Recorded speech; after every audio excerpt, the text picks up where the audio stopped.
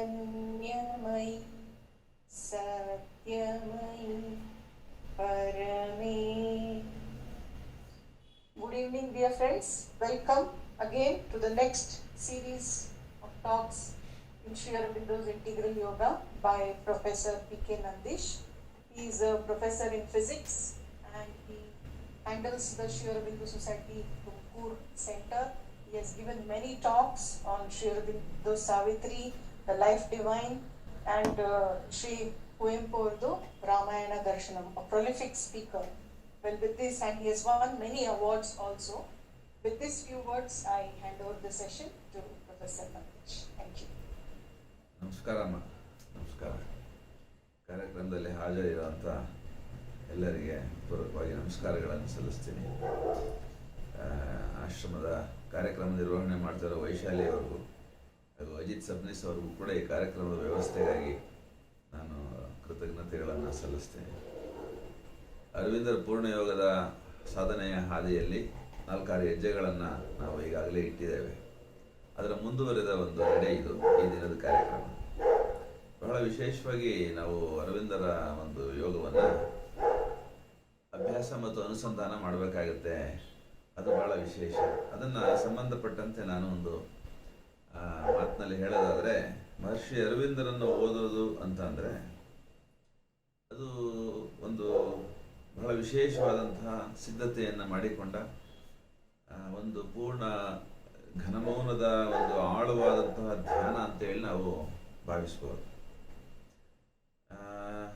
ಬೇರೆಲ್ಲ ಸಾಹಿತ್ಯದಂತೆ ಅರವಿಂದರ ಸಾಹಿತ್ಯವನ್ನು ನಾವು ಪರಿಭಾವಿಸಲಿಕ್ಕೆ ಬರೋದಿಲ್ಲ. ಅದು ಅತಿಮಾನಸದ ಎತ್ತರದ ಒಂದು ಉಜ್ವಲ ಪ್ರಜ್ಞೆಯನ್ನು ಮೈಗೂಡಿಸಿಕೊಂಡಿರುವ ಕಾರಣಕ್ಕಾಗಿ ಅಂಥದ್ದೊಂದು ಸರ್ವಮುಖ ಎಚ್ಚರವನ್ನು ನಾವು ವಹಿಸಬೇಕಾಗುತ್ತೆ. ಒಂದು ಸೈಲೆನ್ಸನ್ನು ಮನಸ್ಸಿನಲ್ಲಿ ಮೊದಲೇ ಎಸ್ಟಾಬ್ಲಿಷ್ ಮಾಡಬೇಕಾಗುತ್ತೆ. ಪರಿಣಾಮ ಮತ್ತು ಫಲ ಏನು ಅಂತಂದರೆ, ಅಮೃತತ್ವದ ಸ್ವಾದ, ಅಮೃತತ್ವದ ಸೋಮರಸವನ್ನು ಆಸ್ವಾದಿಸಿದ ಒಂದು ಆನಂದ, ಅದು ಅದರ ಒಂದು ಫಲಶ್ರುತಿ. ಅದಕ್ಕೆ ಸಂಬಂಧಪಟ್ಟಂತೆ ನಾವು ಪೂರ್ಣಯೋಗ ಸಾಧನೆಯ ಹಾದಿಯಲ್ಲಿ ಯೋಗ ಸಮನ್ವಯವನ್ನು ಅಥವಾ ಸಿಂಥಸಿಸ್ ಆಫ್ ಯೋಗ ಅನ್ನೋ ಗ್ರಂಥವನ್ನು ಆಶ್ರಯಿಸಿ ಈ ಹೊತ್ತಿನ ಈ ಮಾತುಗಳನ್ನು ನಾವು ಆಡ್ತಾ ಇದ್ದೀವಿ. ಇಲ್ಲಿ ಇವತ್ತಿನ ಒಂದು ಟಾಪಿಕ್ ಏನಂತಂದರೆ, ಅಧ್ಯಾತ್ಮ ಸಾಧನೆಯಲ್ಲಿರುವಂಥ ಅಥವಾ ಪೂರ್ಣಯೋಗದ ಸಾಧನೆಯ ಹಾದಿಯಲ್ಲಿರುವಂಥ ಸಾಧಕನ ಆಧ್ಯಾತ್ಮಿಕ ಸ್ವಾತಂತ್ರ್ಯ ಏನಾಗಿರುತ್ತೆ, ಅವನು ಆಚರಿಸಬೇಕಾದಂಥ ಕರ್ಮದ ನಿಯಮಗಳೇನಾಗಿರ್ತವೆ ಅನ್ನುವಂಥದ್ದು ಇವತ್ತಿನ ಮಾತಿನ ಒಂದು ಮುಖ್ಯ ಸಾರ. ಅಂದರೆ ಈ ಪಥದಲ್ಲಿರ್ತಕ್ಕಂಥ ಸಾಧಕ ಎಲ್ಲ ಯೋಗಗಳನ್ನು ಸಾರಭೂತವಾಗಿ ಮಹರ್ಷಿ ಅರವಿಂದರು ಕೊಟ್ಟಿರ್ತಕ್ಕಂಥ ಯೋಗ ಸಮನ್ವಯ ಒಂದು ಜ್ಞಾನ ಏನಿದೆ, ಅನುಭವ ಅಂತ ನಾವು ನಮ್ಮೊಳಗಡೆ ಮಾಡ್ಕೊಳ್ತೀವಿ, ಅದು ಹೇಗಿರುತ್ತೆ, ಅದನ್ನು ನಾವು ಸಾಧನೆ ಒಳಗಡೆಗೆ ಸಾಧಿಸ್ತಾ ಹೋಗ್ತಾ ನಮ್ಮ ಕರ್ಮಗಳು ಹೇಗಿರ್ತವೆ ಅನ್ನೋದು ಬಹಳ ವಿಶೇಷವಾಗಿ ಇಲ್ಲಿ ನಮಗೆ ಮುಖ್ಯವಾಗುತ್ತೆ.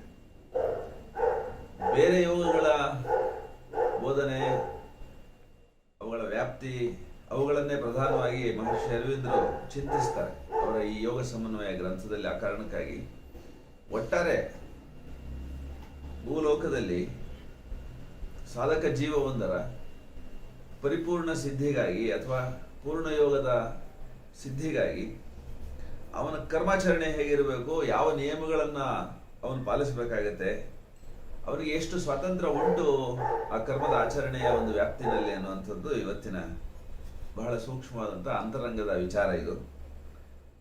ಅದನ್ನು ನಾನಿವತ್ತು ಮಹರ್ಷಿ ಅರವಿಂದರ ಒಂದು ಸಾಧನೆಯ ಹಾದಿಯಲ್ಲಿ ಅವರ ಬೆಳಕನ್ನು ನಾನು ಆಶ್ರಯಿಸಿ ಮಾತಾಡಲಿಕ್ಕೆ ಬಯಸ್ತೇನೆ.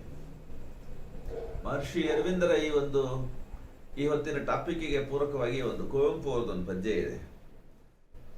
ಅವರು ಒಂದು ಪದ್ಯದಲ್ಲಿ ಒಂದು ಸಾಲನ್ನು ಹೇಳ್ತಾರೆ, ನನ್ನ ಕರ್ಮಗಳೆಲ್ಲ ನಿನ್ನ ಋತದ ಮರ್ಮವನ್ನೇ ಹೋಲಲಿ ಸದಾ ಅಂಥೇಳಿ. ಅಂದರೆ ಅದು ದೈಹಿಕ, ಪ್ರಾಣಿಕ, ಮಾನಸಿಕ, ಬೌದ್ಧಿಕ ಕರ್ಮಗಳು ಯಾವುದೇ ಇರಲಿ, ಅದರ ಹಿಂದೆಗಡೆಗೆ ಒಂದು ಋತದ ಒಂದು ಕೈವಾಡ ಇದೆ.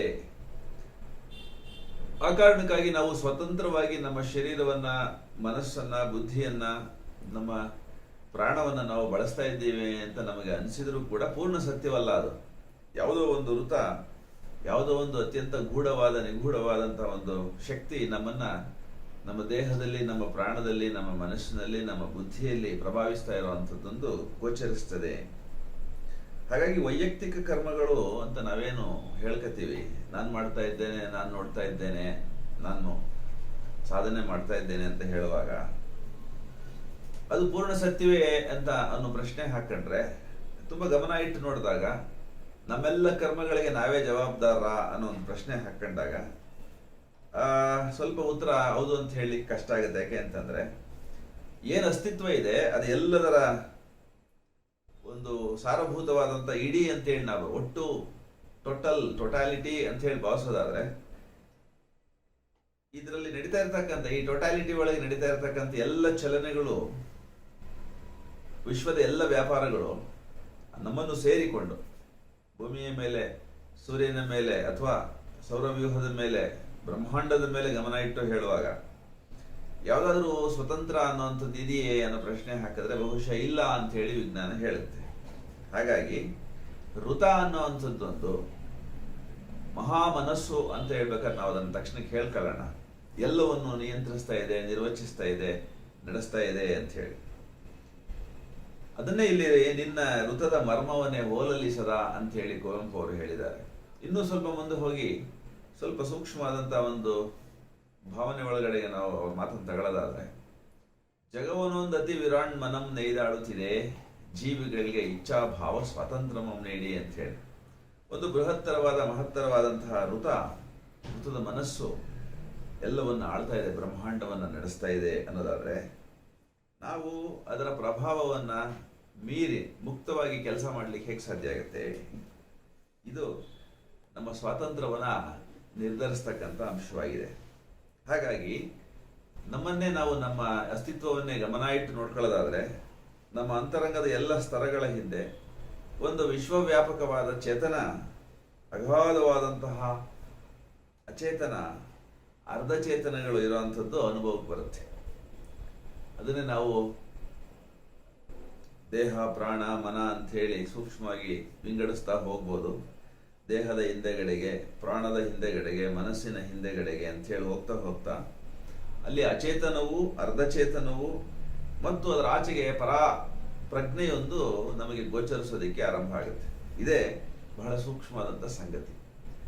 ನಮ್ಮ ಶರೀರದ ಹಿಂದೆಗಡೆಗೆ ಕೆಲಸ ಮಾಡ್ತಾ ಇರೋ ಪ್ರಾಣ, ಅದರ ಹಿಂದೆಗಡೆಗೆ ಕೆಲಸ ಮಾಡ್ತಾ ಇರ್ತಕ್ಕಂಥ ಮನ, ಹೀಗೆ ನಾವೇನೆಲ್ಲ ಡಿಸ್ಕ್ರಿಮಿನೇಟ್ ಮಾಡಿ ನೋಡಬಹುದು, ಪರಿಚಯಿಸ್ಕೊಳ್ಬಹುದು ನಮ್ಮ ಅಸ್ತಿತ್ವದೊಳಗಡೆಗೆ. ಅದರ ಆಚೆಗೆ, ಅದರ ಹಿಂದಕ್ಕೆ ಒಂದು ಪರಾಪ್ರಜ್ಞೆ, ಪರಾಶಕ್ತಿ ಕೆಲಸ ಮಾಡ್ತಾ ಇದೆ ಅನ್ನೋದು ಗೊತ್ತಾಗುತ್ತೆ.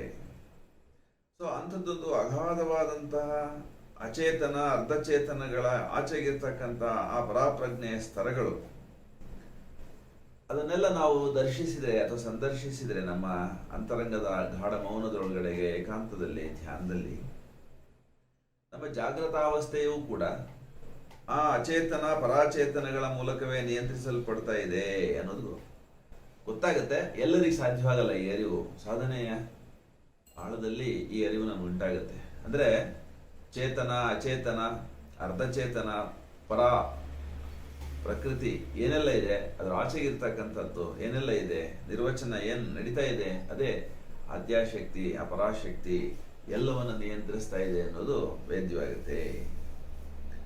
ನಮ್ಮ ಅಹಂಭಾವದ ಅಥವಾ ನಮ್ಮ ಸಂಕಲ್ಪದ ಹಿಂದೆಗಡೆಗೂ ಕೂಡ ಈ ವಿಶ್ವದ ಯಾವುದೇ ಕೃತಿಯನ್ನು ನೀವು ತಗೊಳ್ಳಿ, ಸೂರ್ಯೋದಯ, ಚಂದ್ರೋದಯ, ತಾರೆ ನಿಹಾರಿಕೆಗಳ ಚಲನೆ, ಭೂಮಿಯಲ್ಲಿ ನಡೀತಕ್ಕಂಥ ಜೀವದ ಸೃಷ್ಟಿ ವ್ಯಾಪಾರಗಳು, ಹೀಗೆ ಯಾವುದನ್ನ ನೀವು ನೋಡಿದ್ರು ಕೂಡ ಅದ್ರ ಹಿಂದೆಗಡೆಗೆ ಒಂದು ಸಂಕಲ್ಪ ಅನ್ನುವಂಥದ್ದು, ಒಂದು ಸೂಕ್ಷ್ಮ ಅಹಂ ಅನ್ನುವಂಥದ್ದೊಂದು ಭಾವ ಕೆಲಸ ಮಾಡ್ತಾ ಇದೆ ಅನ್ನೋದು ಗೊತ್ತಾಗುತ್ತೆ. ಇದನ್ನ ದಾಟಿ ನಾವು ಮುಂದಕ್ಕೆ ಹೋಗ್ಬೇಕಾದ್ರೆ ನಮ್ಮದೇ ಅಹಂಕಾರವನ್ನು ನಾವು ದಾಟಿ ಮುಂದಕ್ಕೆ ಹೋಗ್ಬೇಕು ಅನ್ನೋಂಥ ಪ್ರಯತ್ನ. ಅದನ್ನೇ ego was the helper and is the bar ಅಂತ ಹೇಳಿ ಮಹರ್ಷಿ ಅರವಿಂದರು ನಮಗೆ ತುಂಬಾ ಸೂಚ್ಯವಾಗಿ, ಸೂತ್ರಪ್ರಾಯವಾಗಿ ಹೇಳ್ತಾರೆ. ಎಲ್ಲ ಚಲನೆಯ ಹಿಂದೆ ಒಂದು ಅಹಂ ಕೆಲಸ ಮಾಡ್ತಾ ಇರ್ತದೆ. ಅಹಂ ಪುರುಷ ಅಂತ ಹೇಳಿ ನಾವು ಹೇಳ್ಕೊಳ್ಬೋದು. ಈ ಅಹಂ ಪುರುಷ ನಾನೇ ಮಾಡ್ತಾ ಇದ್ದೀನಿ, ನಾನೇ ನೋಡ್ತಾ ಇದ್ದೀನಿ ಅನ್ನೋ ಥರದಲ್ಲಿ ಕೆಲಸ ಮಾಡ್ತಾ ಇದ್ದಾನೆ ಅನ್ನೋದು ಮೇಲ್ನೋಟಕ್ಕೆ ಗೋಚರವಾಗ್ತಕ್ಕಂಥ ಸತ್ಯ. ಆದರೆ ಈ ಅಹಂಭಾವ ಏನಕ್ಕಿದೆ, ಅದರ ಕಾರ್ಯವ್ಯಾಪ್ತಿ ಏನು, ಅದರ ಅವಶ್ಯಕತೆ ಏನು ಅನ್ನೋದನ್ನು ಬಹಳ ಸೂಕ್ಷ್ಮವಾಗಿ ಮಹರ್ಷಿ ಅರವಿಂದರು ಹೇಳ್ತಾರೆ. ಈ ಅಹಂ ಮಾನವನನ್ನ ವಿಶ್ವದ ಅಪ್ರಜ್ಞ ಅರ್ಥಪ್ರಜ್ಞ ಜಡದಿಂದ ಬೇರ್ಪಡಿಸಿ ವ್ಯಕ್ತಿತ್ವದ ವಿಕಸನಕ್ಕೆ ಪ್ರೇರಣೆಯನ್ನು ಕೊಡ್ತಕ್ಕಂಥ ಶಕ್ತಿಯಾಗಿದೆ ಅಂತ ಹೇಳ್ತಾರೆ. ಅಹಂ ಬೇಕು, ಯಾಕೆ ಅಂತ ಅಂದರೆ ಅದು ನಮ್ಮನ್ನ ಪ್ರೋಗ್ರೆಸಿವ್ ಆಗಿ ಇಡಲಿಕ್ಕೆ, ನಮ್ಮನ್ನ ಬೆಳೆಸಲಿಕ್ಕೆ, ಪ್ರಜ್ಞೆಯನ್ನು ನಮ್ಮೊಳಗಡೆಗೆ ತುಂಬಲಿಕ್ಕಾಗಿ ಅದು ಬೇಕಾಗುತ್ತೆ. ಅದು ಪ್ರಿನ್ಸಿಪಲ್ ಆಗಿ ಕೆಲಸ ಮಾಡ್ತಾ ಇದೆ ಅಂತ ಹೇಳ್ತಾರೆ. ಸೊ ವಿಶ್ವಾತ್ಮಕ ಭಾವ ಬಂದಾಗ ಈ ಅಹಂ ಅನ್ನೋ ಅಂಥದ್ದು ಸಂಪೂರ್ಣವಾಗಿ ಸಾಕ್ಷಿಯಾಗಿ ಹಿಂದಕ್ಕೆ ಸರಿದು ಬಿಡುತ್ತೆ. ಅದು ಸಂಪೂರ್ಣವಾಗಿ ಆ ಒಂದು ವಿಶ್ವಪುರುಷನ ಒಂದು ಅಂಶವಾಗಿ ಅಥವಾ ಒಂದು ಯಂತ್ರವಾಗಿ, ಒಂದು ತಂತ್ರವಾಗಿ ಕೆಲಸ ಮಾಡ್ತಾ ಇದೆ ಅನ್ನೋದು ನಮಗೆ ಆವಾಗ ಗೊತ್ತಾಗುತ್ತೆ. ಅಲ್ಲಿವರೆಗೂ ಅದು ಕೆಲಸ ಮಾಡ್ತಾನೇ ಇರುತ್ತೆ. ಅಂದರೆ ನಮ್ಮ ಸೀಮಿತ ಪ್ರಜ್ಞೆ ಅಥವಾ ಸಂಕುಚಿತ ಪ್ರಜ್ಞೆ ವಿಶ್ವಪ್ರಜ್ಞೆ ಆಗುವವರೆಗೆ ಅಹಂನ ಕಾರ್ಯ ಇದೆ, ಅದರ ಕರ್ತವ್ಯ ಇದೆ, ಅದು ಮಾಡ್ತಾ ಇದೆ. ಏನ್ ಮಾಡ್ತಾ ಇದೆ ಅದು? ಮೊದಲು ಅರ್ಧಪ್ರಜ್ಞೆಯಿಂದ, ಅಚೇತನದಿಂದ, ಜಡದಿಂದ ನಮ್ಮನ್ನ ಸೆಪರೇಟ್ ಮಾಡುತ್ತದೆ. ನೀನು ಭಿನ್ನ, ನೀನು ವಿಶೇಷ ಅಂತ ಹೇಳುತ್ತದೆ. ನೀನು ಇದನ್ನು ಮಾಡು, ಇದನ್ನು ನೋಡು, ಹೀಗೆ ನೀನು ಮುಂದೆ ನಡೆ, ಇತ್ಯಾದಿ ಇತ್ಯಾದಿ ಯಾವುದು ಮಾಡ್ತಾ ಇದೆಯೋ ನಮ್ಮಲ್ಲಿ, ಅದೇ ಅಹಂ. ಅದು ಅದಕ್ಕಾಗಿಯೇ ಇದೆ. ಅಂದರೆ ನಮ್ಮನ್ನು ವಿಶ್ವಾತ್ಮಕವಾದ ಪ್ರಜ್ಞೆಯ ಕಡೆ ಸಾಗಿಸ್ಲಿಕ್ಕಾಗಿಯೇ ಕಾರ್ಯ ಮಾಡ್ತಾ ಇದೆ.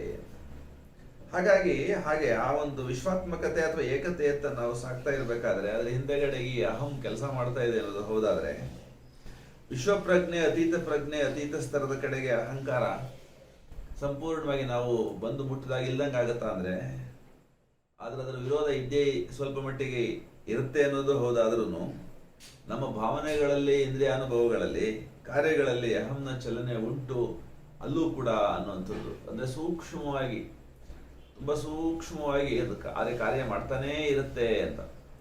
ಅದು ತಾಮಸಿಕ, ರಾಜಸಿಕ, ಸಾತ್ವಿಕ ಅಂತ ಹೇಳಿ ಕ್ಲಾಸಿಕಲ್ ಯೋಗದಲ್ಲಿ ನಾವು ಅದು ನೋಡ್ತೀವಿ ಅಹಂಕಾರದಲ್ಲಿ.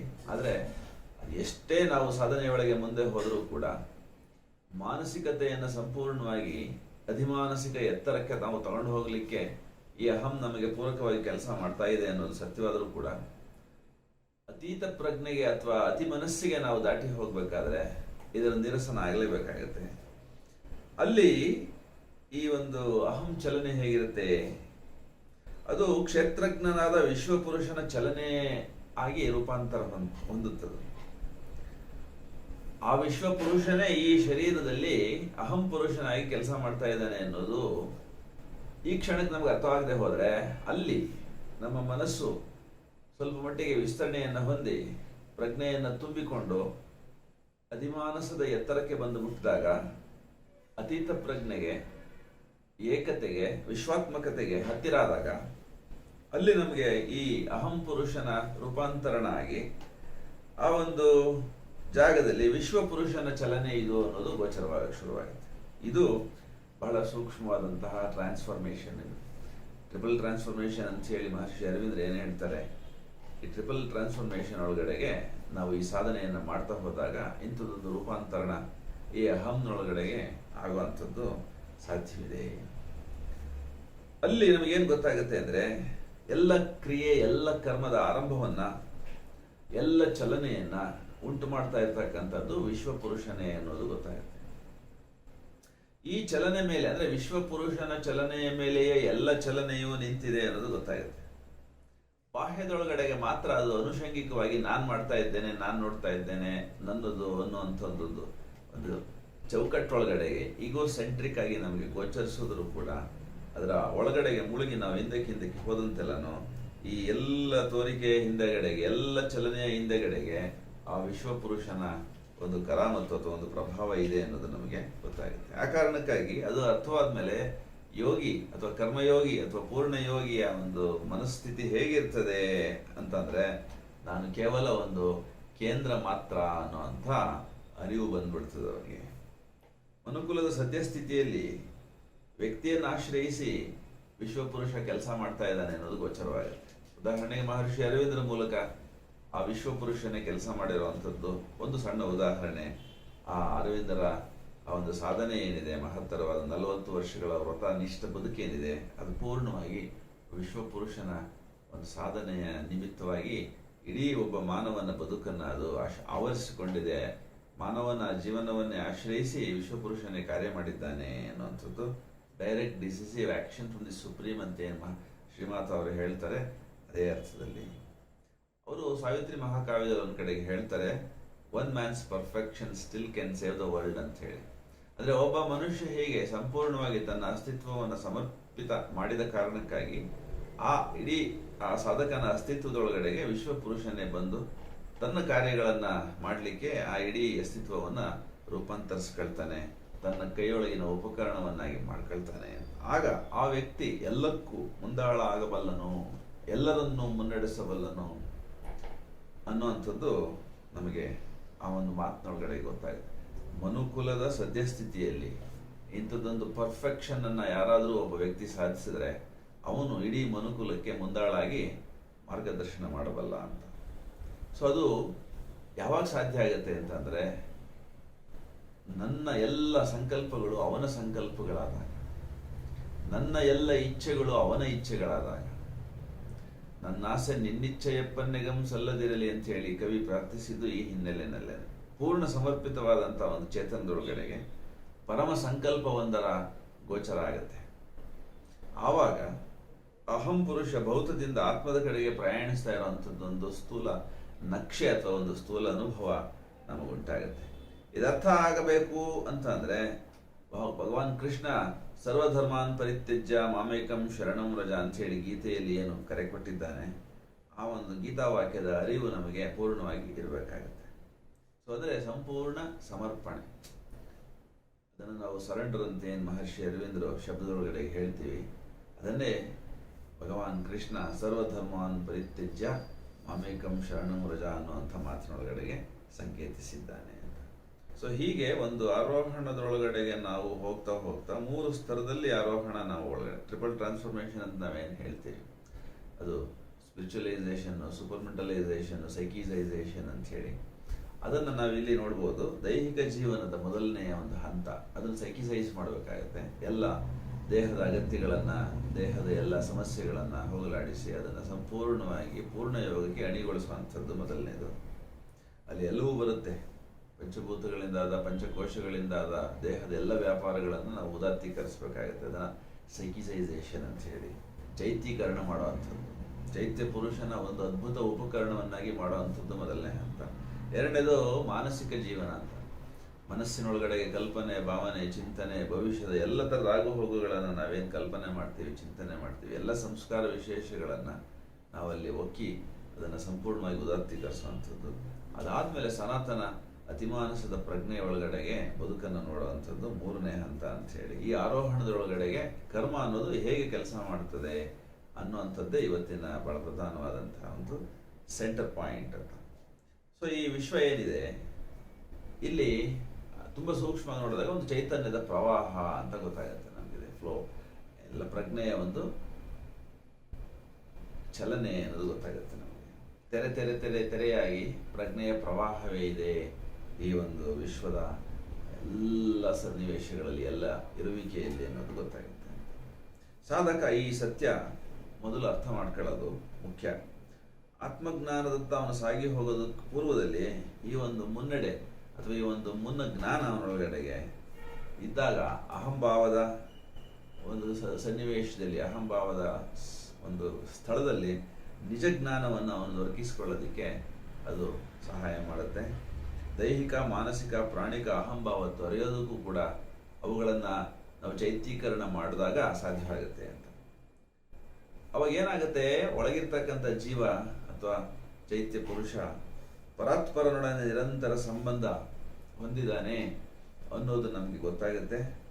ಅದರ ಪರಿಣಾಮವಾಗಿ ಪರಮ ಸಂಕಲ್ಪಕ್ಕೆ ನಾವು ಸಮರ್ಪಣೆ ಮಾಡಿಕೊಳ್ಳೋದಕ್ಕೆ ಸಾಧ್ಯವಾಗುತ್ತೆ.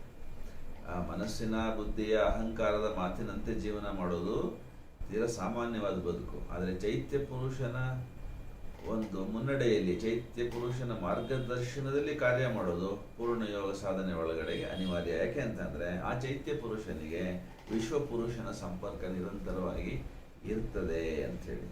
ಸೊ ಇದು ಆಗಬೇಕು ನಮಗೆ ಅಂತ ಅಂದರೆ ಸರ್ವದಲ್ಲಿ ಮತ್ತು ನನ್ನಲ್ಲಿ ಅನ್ನುವಂಥ ಭೇದ ಜ್ಞಾನ ಹೋಗಿ ಎಲ್ಲವೂ ಭಾವಲೀನವಾಗಿ ಒಂದೇ ಅನ್ನುವಂಥದ್ದು ಗೊತ್ತಾಗುತ್ತೆ. ಹಾಗಾಗಿ ಸರ್ವಭೂತ ಹಿತೇ ರಥ ಅಂತ ಏನು ಭಗವಾನ್ ಕೃಷ್ಣ ಹೇಳ್ತಾನೆ, ಅದು ನಮಗೆ ವಾಸ್ತವದಲ್ಲಿ ನಮ್ಮ ಜೀವನದೊಳಗಡೆಗೆ ಸತ್ಯವಾಗಿ ಅನುಭೂತಿಯಾಗಿ ಆಚರಣೆಗೆ ಬರಬೇಕಾಗತ್ತೆ. ಅವಾಗೇನಾಗುತ್ತೆ, ಜೀವನ ಒಂದು ವಿಶಾಲವಾದ ವಿಶ್ವಾತ್ಮಕತೆಯಿಂದ ಸರ್ವದೊಡನೆ ಒಂದಾಗುವಿಕೆಯಿಂದ ಕೂಡಿರ್ತದೆ. ನಾನು ನೀನು ಅನ್ನುವಂಥ ಭೇದ ಇರಲ್ಲ. ಸ್ವರ್ಣವರು ಹೇಳಿದಾಗೆ ಅಂತರಂಗ ಬಹಿರಂಗ ಏಕವಾಗಿ ಎಲ್ಲವೂ ನನ್ನೊಳಗಡೆಗೆ ನಾನೇ ಎಲ್ಲವೂ ಅನ್ನೋ ಹಾಗೆ ಪ್ರಜ್ಞೆ ನಮ್ಮೊಳಗಡೆಗೆ ಒಂದು ವೈಶಾಲ್ಯತೆಯನ್ನು ಮುಟ್ಟಿದಾಗ ವಿಶ್ವ ಮಾನವ ಅನ್ನುವಂಥ ಕಲ್ಪನೆ ಏನಿದೆ, ಭವ್ಯ ಮಾನವ ಅನ್ನುವಂಥದ್ದೊಂದು ಕಲ್ಪನೆ ಏನಿದೆ, ಆ ಒಂದು ಎತ್ತರ ಬಿತ್ತರಗಳಿಗೆ ಮಾನವನ ಒಂದು ವ್ಯಾಪ್ತಿ ವಿಸ್ತರಿಸ್ತದೆ. ಅವನು ಸರ್ವದೊಡನೆ ಒಂದಾಗಿರ್ತಾನೆ. ಹಾಗಾಗಿ ಸರ್ವಾತ್ಮಕತೆ, ವಿಶ್ವಾತ್ಮಕತೆ, ಜೀವನದ ವೈಶಾಲ್ಯತೆ ಅವನೊಳಗಡೆಗೆ ಕಾಣೋಕ್ಕೆ ಶುರುವಾಗುತ್ತೆ. ಆಧ್ಯಾತ್ಮಿಕ ಜೀವನದ ಆಧಾರಗಳೇ ಇವು. ಯಾವುದು? ಈ ಒಂದು ವಿಶ್ವಾತ್ಮಕತೆ ಮತ್ತು ಸರ್ವದೊಡನೆ ಒಂದಾಗುವಿಕೆ ಆಧ್ಯಾತ್ಮ ಜೀವನದ ಪ್ರಾರಂಭ. ಇದು ಆಧಾರದ ಭೂಮಿಕೆ ಅಂತ ಹೇಳಬೇಕಾದ್ರೂ ನಾವು ಹೇಳ್ಕೊಳ್ಬೋದು.